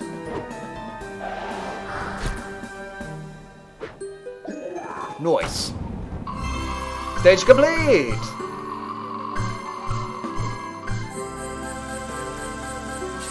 Oh no, we got perfect score. What up?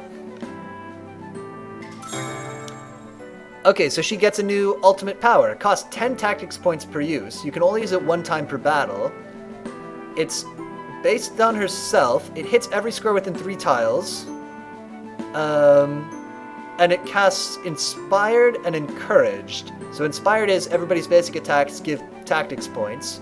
And Encouraged is attacks deal +2 damage, and everybody gets +2 movement. That's a huge buff, actually.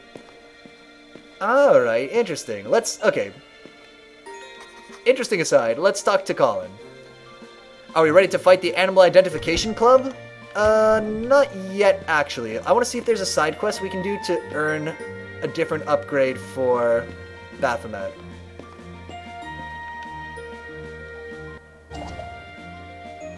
Aha! Side quest at the quad, you say? This game looks Tumblr-y. I think that's fair to say. What's up, Noodles? Ah, that's how you end an album. Baphomet's tape is over. This might be a good chance for me to really talk to her. Tell me about your music. Hey Baphomet, I wanted to ask you about music. What kind of music? The kind you like. Music is really special to you, right? Why do you like that one band so much? Susie and the Banshees? The only way to understand is to listen. Here, track 1, Spellbound. I'll wait. That was pretty good. Pretty good? When you take a breath and the air doesn't turn to venomous living thorns, is it pretty good? I guess I didn't expect you to get it. What kind of music do you usually like? I don't know, whatever's on the radio. I don't listen to music very often. Seriously, who doesn't listen to music? There must be something out there you would like. Joey from the old New Wave Club wouldn't stop recommending music to people. If you asked him to find you something, it'd probably be the best thing that's ever happened to him. Huh, maybe I will. Thanks, Baphomet. Okay, let's find Joey. We gotta get the upgrades. Is this him? No, that's Ripper. How foolish. Oh, whoever named their kid Baphomet. Well, her name is Sarah. Baphomet is the name that she took for herself. She gets super mad when people call her Sarah, though.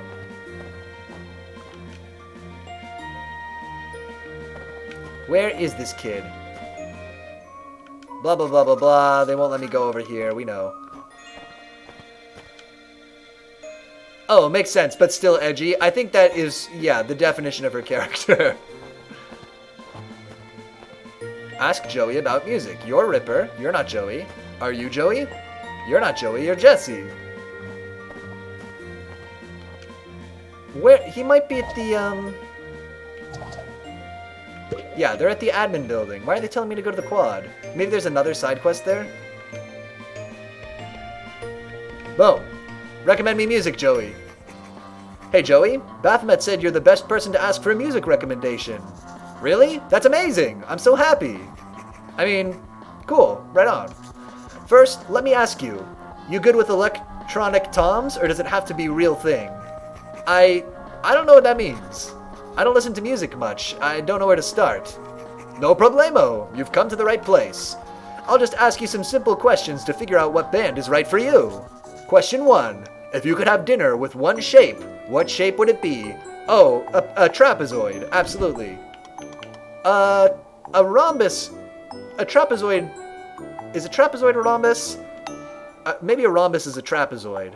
Right? Because a rhombus, I think, has to have 2 sets of parallel sides. Although I could be wrong about that.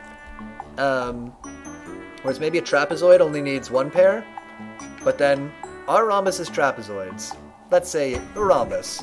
Interesting. Question 2. A bird lands on a tree branch. The branch shakes almost... A trapezoid is not a rhombus. It is a diamond. Suspect. The branch shakes almost imperceptibly. The bird shakes the snow from its feathers. Let's look this up. I gotta know. We're going to Microsoft Edge. We're taking a side quest. Quick aside, we gotta learn about shapes. It's the part of the stream, everybody knows this part of the stream, it's our favorite part, where we learn about shapes. Geometry. Whereas, no, please, capture Microsoft Edge. No right angles. Okay, let's see. Is a trapezoid, is a rhombus... Is a rhombus a trapezoid? Answer. A trapezoid is a quadrilateral with at least 1 pair of parallel sides, while a rhombus must have two pairs. It is a special case of a parallelogram. But both opposite sides opposite. Okay, so it's technically not because... Well, a trapezoid is a quadrilateral with at least 1 pair of parallel sides, and I think it is. Can a rhombus be a trapezoid? No. This person says rhombus can never be a trapezoid. Differences between rhombus... Sorry, let's make this the right shape so it looks big on stream. Crazy enough.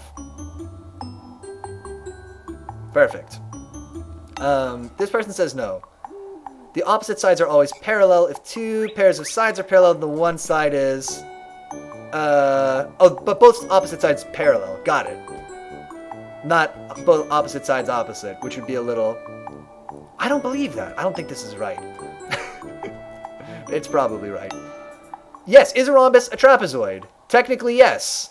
Okay, we're split based on these random answers. Math.answers.com says technically yes. A trapezoid is a 4-sided figure with 2 parallel sides. A rhombus is a four-sided figure with two pairs of parallel sides. Rhombus might be described as a special trapezoid since it does have two parallel sides. Cherry picking. Listen, that's what we gotta do. No. This person says no. It's very contentious. Okay, you know what we gotta do. We gotta go to the Wikipedia pages for rhombus and trapezoid. Right? Vaccines cause newtism? Let's see. In Euclidean geometry, a convex quadrilateral with at least one pair of parallel sides is referred to as a trapezium in English outside North America, but as a trapezoid, please, mercy, in American and Canadian English. That's interesting. Wait, so is trapezoid not something they would say in, like, the UK? Type? Rhombus. Rhombus. Oh,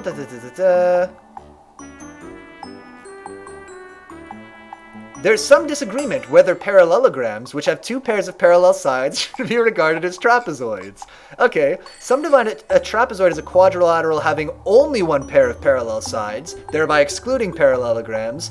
Others define a trapezoid as a quadrilateral with at least one pair of parallel sides, the inclusive definition, which would make the parallelogram a special type of trapezoid.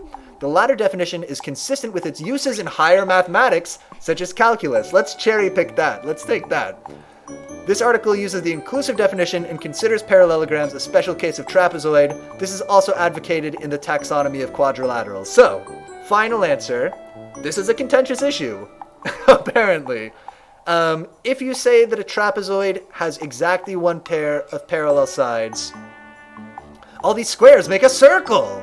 Oh my god, it's like when you play Minecraft and you make a circle out of a ton of squares. Shouldn't be legal, but you can get away with it. Cops haven't come to my house yet. I'm gonna say, if you say it's not, that's fine, but you're wrong. Final answer. Some people will say that a parallelogram or a rhombus is not a trapezoid. They're using the exclusive definition, but as those of us familiar with higher mathematics such as calculus know, the inclusive definition is the preferred one by Wikipedia. Great, mystery solved. This is why we come to the stream. You know, this is why I'm on Twitch, to solve these kinds of geometry mysteries. Otherwise, there'd be no point. Question 2. A bird lands on a tree branch. So, when I said that I would have dinner with the trapezoid, and rhombus was presented as the option,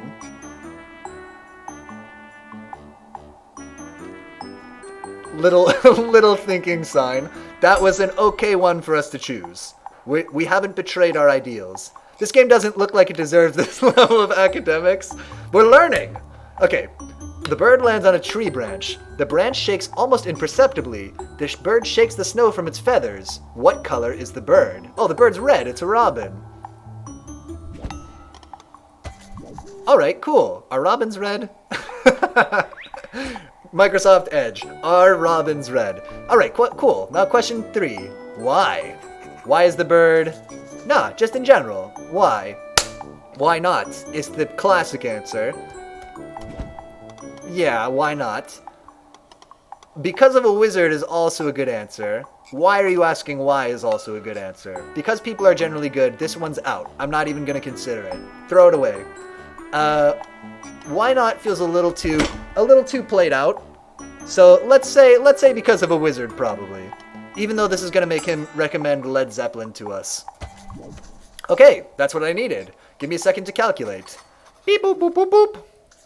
You're old school. I like that. But there's a beauty in traditions finding a new place in the modern world, right? Sure.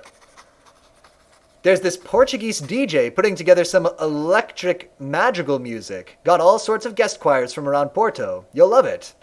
Because I'm bored and I'm going to join the army to die if I get bored of living. Oh, I guess that's one way to do it. He asked why. Right. Oh, this is the music. That was it. I guess that was pretty good. Trust me, I know about this stuff. Listen to it like 30 or 40 more times and it'll grow on you.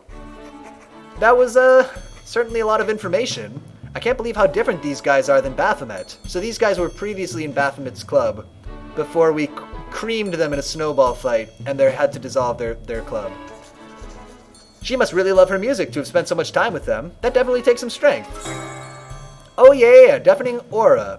Hellburst gives enemies -1 magic armor for 1 turn. That could combo well with some stuff. What would it replace? Yeah, okay. We'll do that. We'll swap it out for the one that gives her more tactics points, because we're swimming in tactics points all the time, I swear. We don't need more ways to get them. There's another class, Banshee. Lamau. Oh, is that what it said? Class Tactician. Oh yeah, Class Banshee. I haven't looked at this. A Bowmaster. He's more of a Horse Master, but okay. A Mind Weaver, Berserker, and Anarchist. Nice. Alright. Do we want to look for the other side quest here? Or do we want to go to the snowball fight? Maybe we should try to end on the snowball fight. So let's do one more quick side quest, then we'll do the snowball fight. That'll put us right at the end of the stream. Boom! For a killer ending. We're doing it. The school newspaper people want to ask us some questions. There's just no way to pull it off. Hey, maybe Alicia can help. What can I help with? See, we've got to include a student interview in every paper. The problem is, they're usually boring and no one wants to read them. Sounds like you don't really need to include a student interview in every paper. We could just play it safe and interview a football player about how much he likes football. Again. But this paper has standards. We need to interview a student our readership doesn't already know. A student with a true air of mystery and danger. We need to interview Baphomet. Pretty sure a Banshee isn't a skill, but I guess they don't want to put the word race in this game. Oh, yeah. Well, it's her class, right? Or was it listed as a skill? Let me see. We'll see after this. She turned down our interview requests, of course. I heard she's never even been photographed. Alicia, you're friends with Baphomet, right? As much as anyone is? You know, I guess I am. Fantastic. Could you please get her to give us an exclusive? The soul of the student newspaper depends on it. Well, no promises, but I'll see what I can do. Oh yeah, her class is Banshee, but you're right, that's more of like what her character's race is.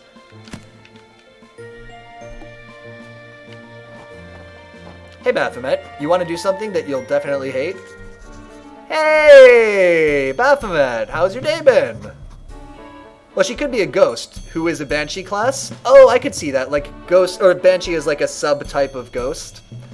You want something? Spit it out. It's a student newspaper. Who wants something, I mean? Ugh, I already told them I don't want an interview. I hate fun facts. Not one fact about me is fun. I don't want people to think that they know me. If someone comes up to me in the hallway and says, "Hey, I read your interview," I would decapitate them and it would all be Becky's fault. But what if you could get something out of it instead? You know, whenever a celebrity gets interviewed, it's because they're promoting something, like a book or a charity. What if you use the interview to do something that would help you? Like what? Like promoting the music that you like, getting people to leave you alone. You could give a weird or scary interview so that people leave you alone even more. But that's like calling high elves a class. Yeah, it's more of like a sub-race or subspecies or something. You know, this guy did almost make eye contact with me the other day. I think the whole tactics club thing might be ruining my image. I could screw with the paper and make sure no one ever bothers me again. That could be fun.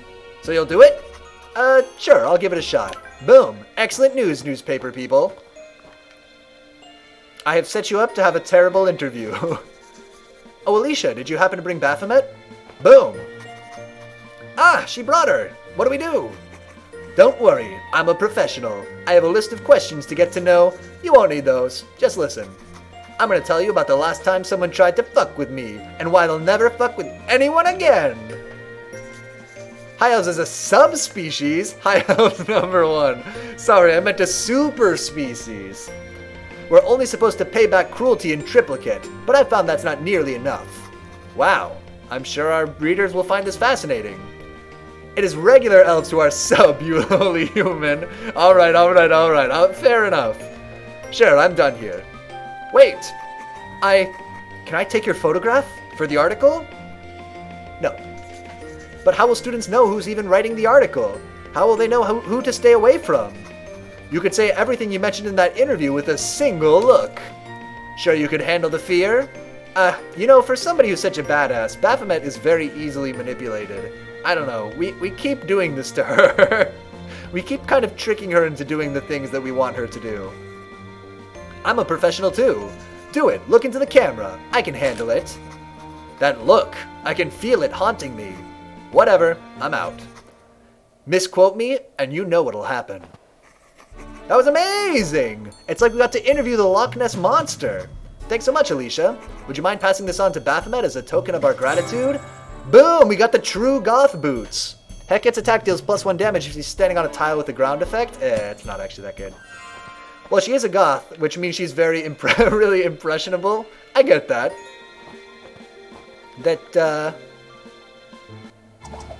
Being the opposite of what everybody else is doing is kind of still being controlled by what everybody else is doing. Okay, let's go to the final fight here, or to the snowball fight. Colin, let's do it. Hanya, you're still my favorite. Let's do it, Colin. Are we ready to fight the Animal Identification Club? God, what are they gonna do? Are they gonna identify a bunch of animals during the fight? I mean, I know they're gonna be animals, but very weird. Weird club. How much do you need your club? Why do you fight so hard for it? We're fighting for our friends. The CNC Club is like a family. Even when we don't get along, we still care about each other. Wait, she's contrarian too? Absolutely based goth girl. 100%. We don't want to give that up. Is that so? Your club identity is the only way to feel like you have friends? Alicia, do you understand what it's like to be a snow leopard?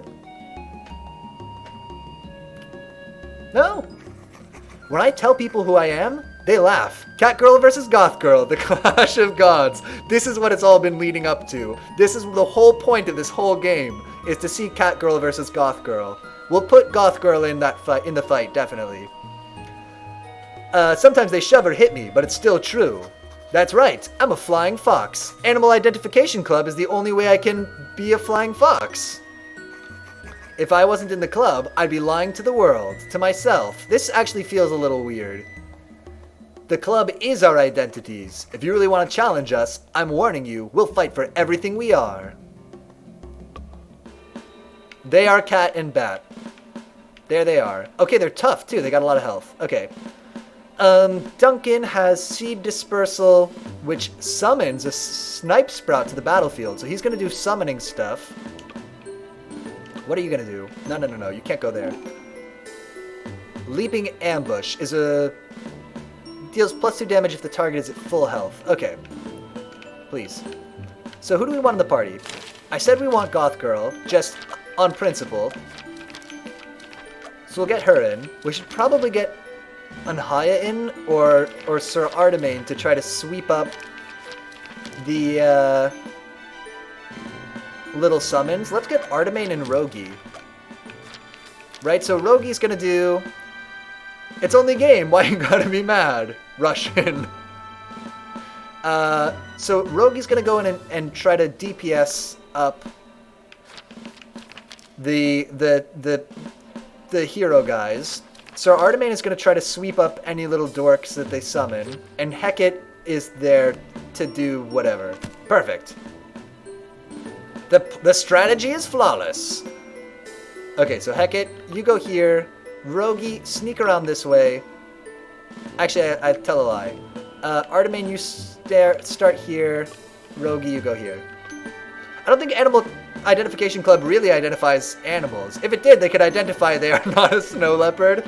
Yeah! Well, they identified us earlier. They, tried to guess what animal each of us were.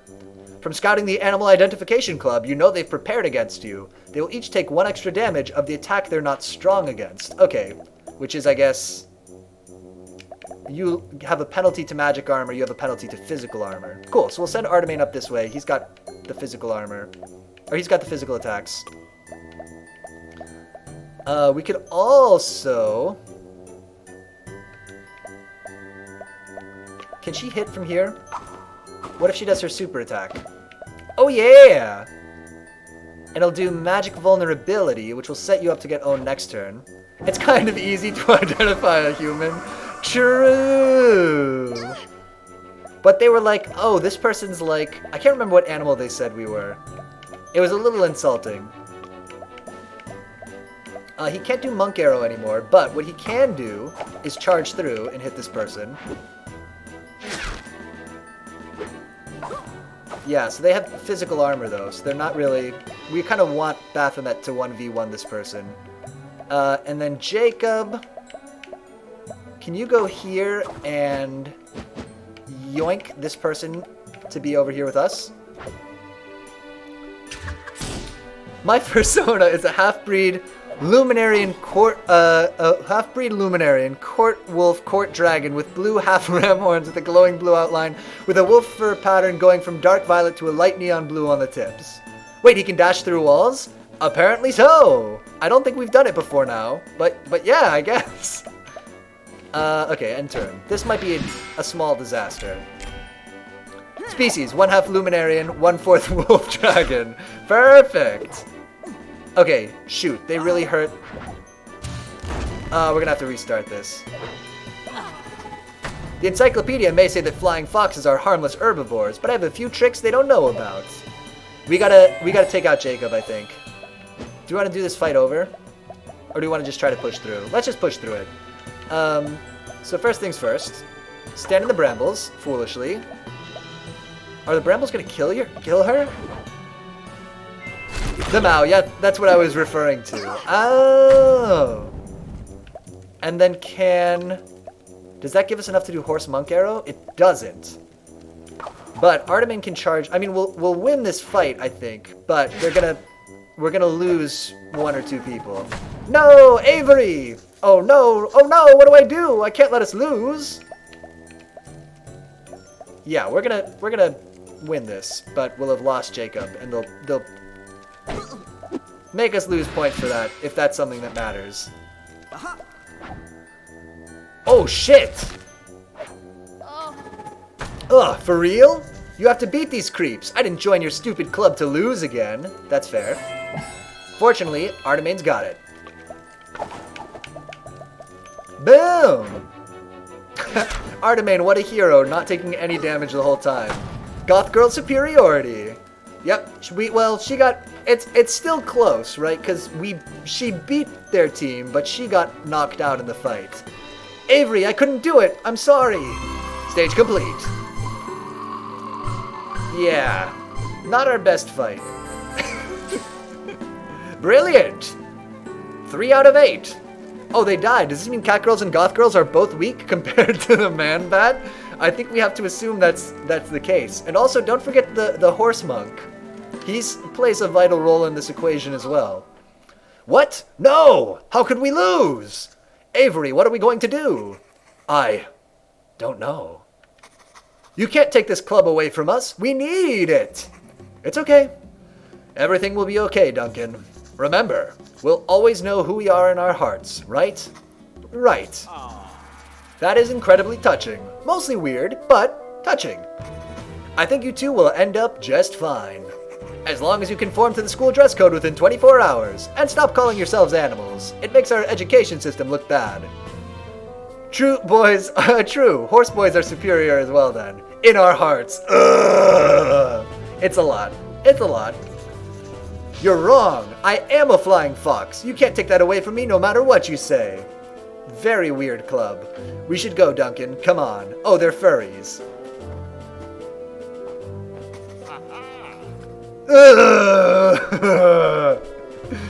Meanwhile, victory has once again gone to the apparently unstoppable Tactics Club. So are we going to be against the Student Council next? Whatever they've been feeding you, it's working. You know damn well what we're forced to eat. We're forced to eat the same cafeteria gruel as every other club, old man. Keep striving, keen students. You only have 1 fight left. It looks like your final match will be against the Student Council. This is good cringe. I like it. Good, good. They're going to be tough to beat. In retrospect, I wish you'd voted for some weenies instead of electing all the most powerful and talented students to the club, huh? Not gonna lie, what does this school even teach? I find stuff like the Historical Recreation Club concerning. Oh, just because they want to do historical reenactments of, like, cavemen fighting in the American Civil War? Yeah, we haven't seen any staff or faculty besides Principal Enfield. So, I really can't say. Anyways, good luck. I hope you're prepared to become the ultimate club. The student council's next, huh? I guess with just one more club to defeat, then we can officially keep ours. Getting pregnant at 12 to simulate the medieval times for educational purposes, of course. I guess that's one way to do it. What will happen then? Will things really just go back to normal?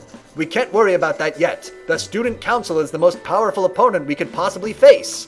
We'll have to be ready for anything. Man, yeah, wait, who beat... One of the clubs was like the tactical snow fighting club. I guess they got knocked out. We saw them on the bracket. Noodle's getting a bear drunk to recreate classic entertainment. Fun. Oh, that's one of those things where it's a fun idea getting a bear drunk, but if you think about it, it is deeply sad, isn't it? It's pretty mean to the bear.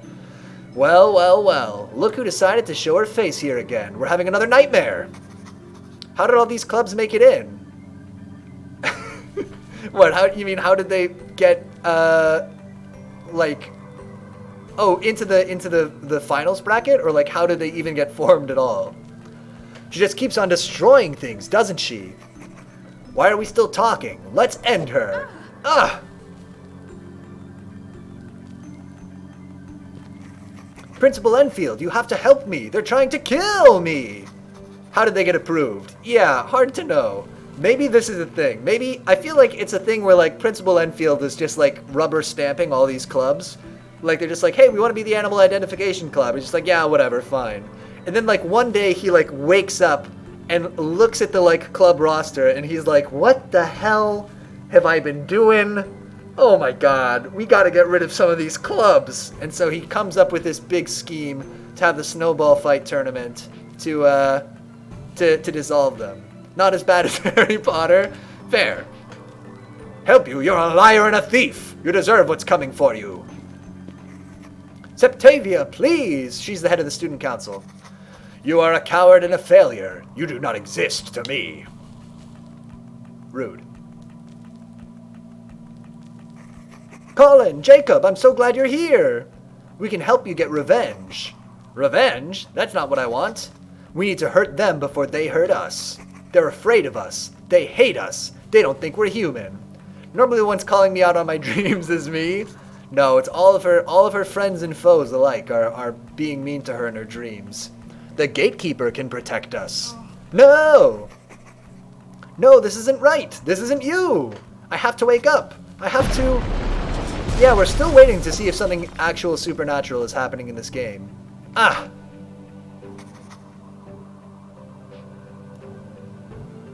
Reasonable answer, but I think this contest is going to be a bit of a convoluted story on his old D&D games. I think so too. It's weird. It's like, why? We're still trying to figure out why he's doing it. Jeez, I feel awful. My heart is pounding really hard. I'm not going to be able to get back to sleep now. Hey, wait a minute. Is that... That's Avery, the leader of the club we defeated, isn't it? Why is she walking like that? Is she sleepwalking? Something's definitely wrong. I hope she's not planning to do anything weird since they lost. I should go make sure she's okay. It looked like she was heading towards the quad. Should we see? We got time. Let's find out what Avery's doing sleepwalking. Oh, it's nighttime. See kids dressing up in fursuits. Why ever would they abolish these clubs?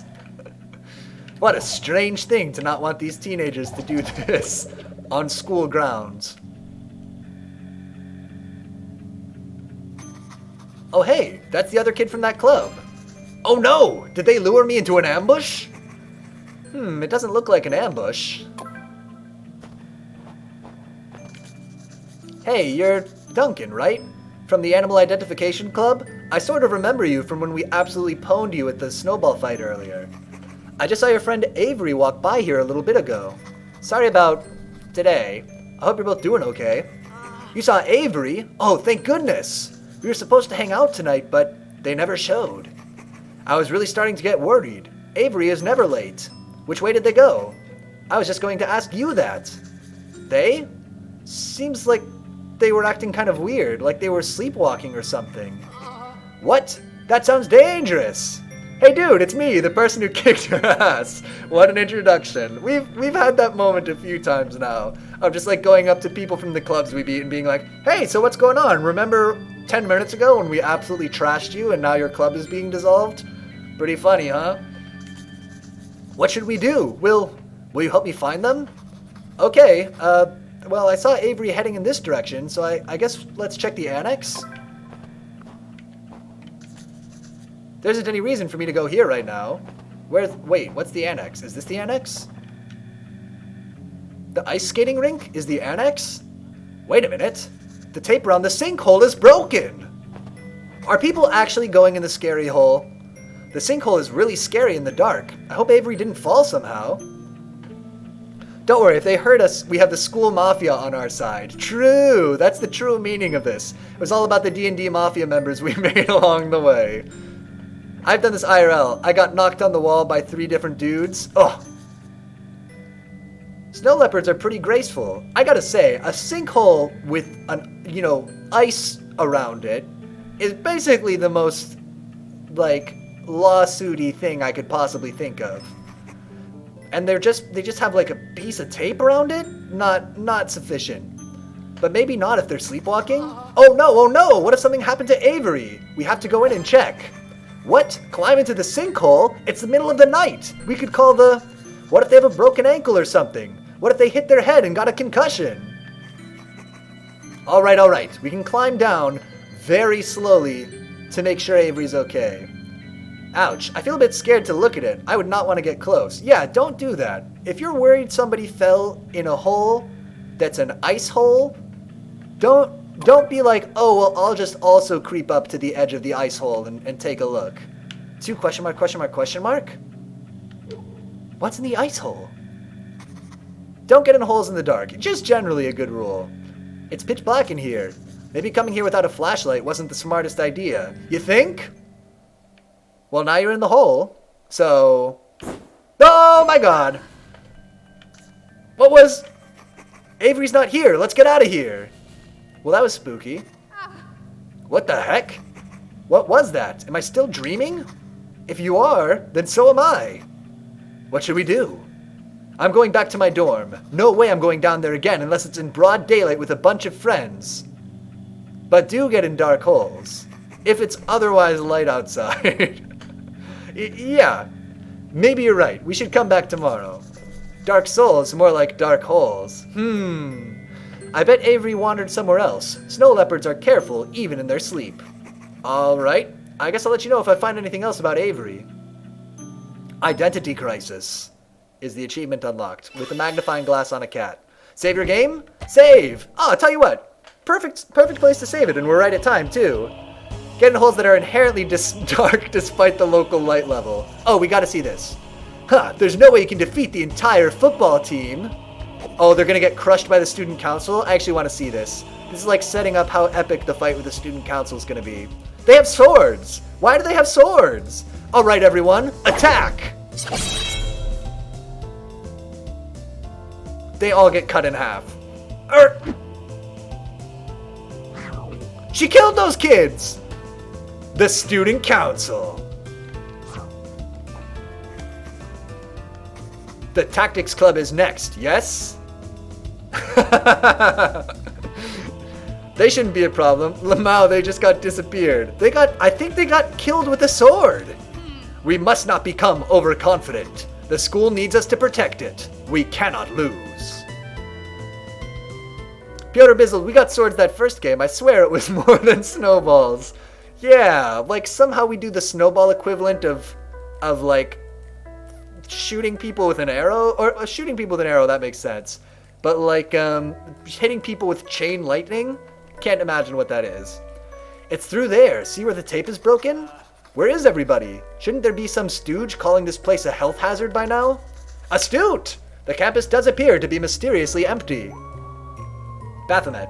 Ah, no. Oh, good, you're here. Oh, Baphomet's already here. JK. I was worried I'd have to wait around this place alone. Colin is not here yet, though. Oh, hey. Everybody, this is Duncan. He's the one who found this place with me last night. I don't want Duncan to join the party. We don't need a Batman. Maybe we need a Batman. This is a student council I trust. Apparently legitimately killing people with swords in a snowball game. That's the kind of tough but fair student council we need. Oh yeah, that Bat Kid. I wish I had your dedication to freaking people out. Your whole thing is hilarious, dude. It's not... Excellent! Then let us venture forth into the lair of our mysterious adversaries. Adversaries? I don't know how to say that word. On that note, let's actually save the game, and we'll come back next time, and we'll go in the hole and see what's going on. Unless, like, we see it as a D&D game, the student council sees it like this, but their character models, we'll check. We'll check if when we're in the IRL world, if they're still holding swords. They probably put rocks in their snowballs. Yeah, they have a sword with, like, snowballs shish kebabbed on it, and just whap people with that. I mean, in fairness, we have a lady who thinks she's psychic here. True. Oh man, I'm in. I gotta say, this game is.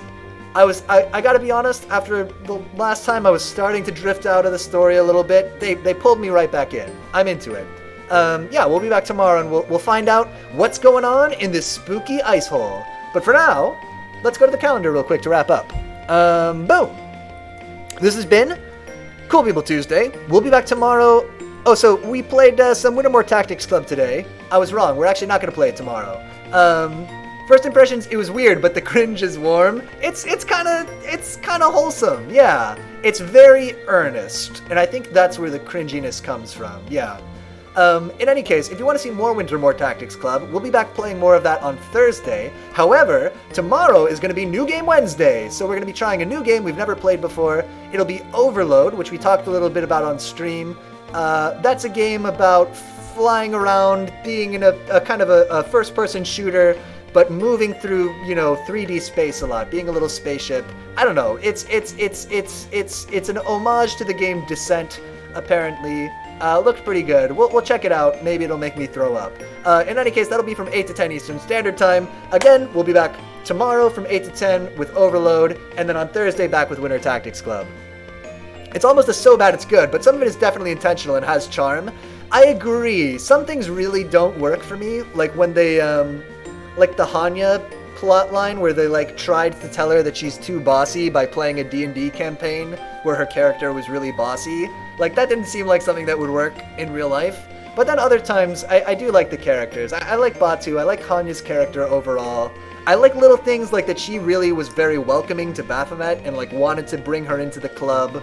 Yeah, it's good. Good characters, good stuff. Man, if you watched any of this live tonight, if you were with us as we did some snowball fights, ground up our characters to get new abilities, I love watching Tommy Wiseau types of stuff.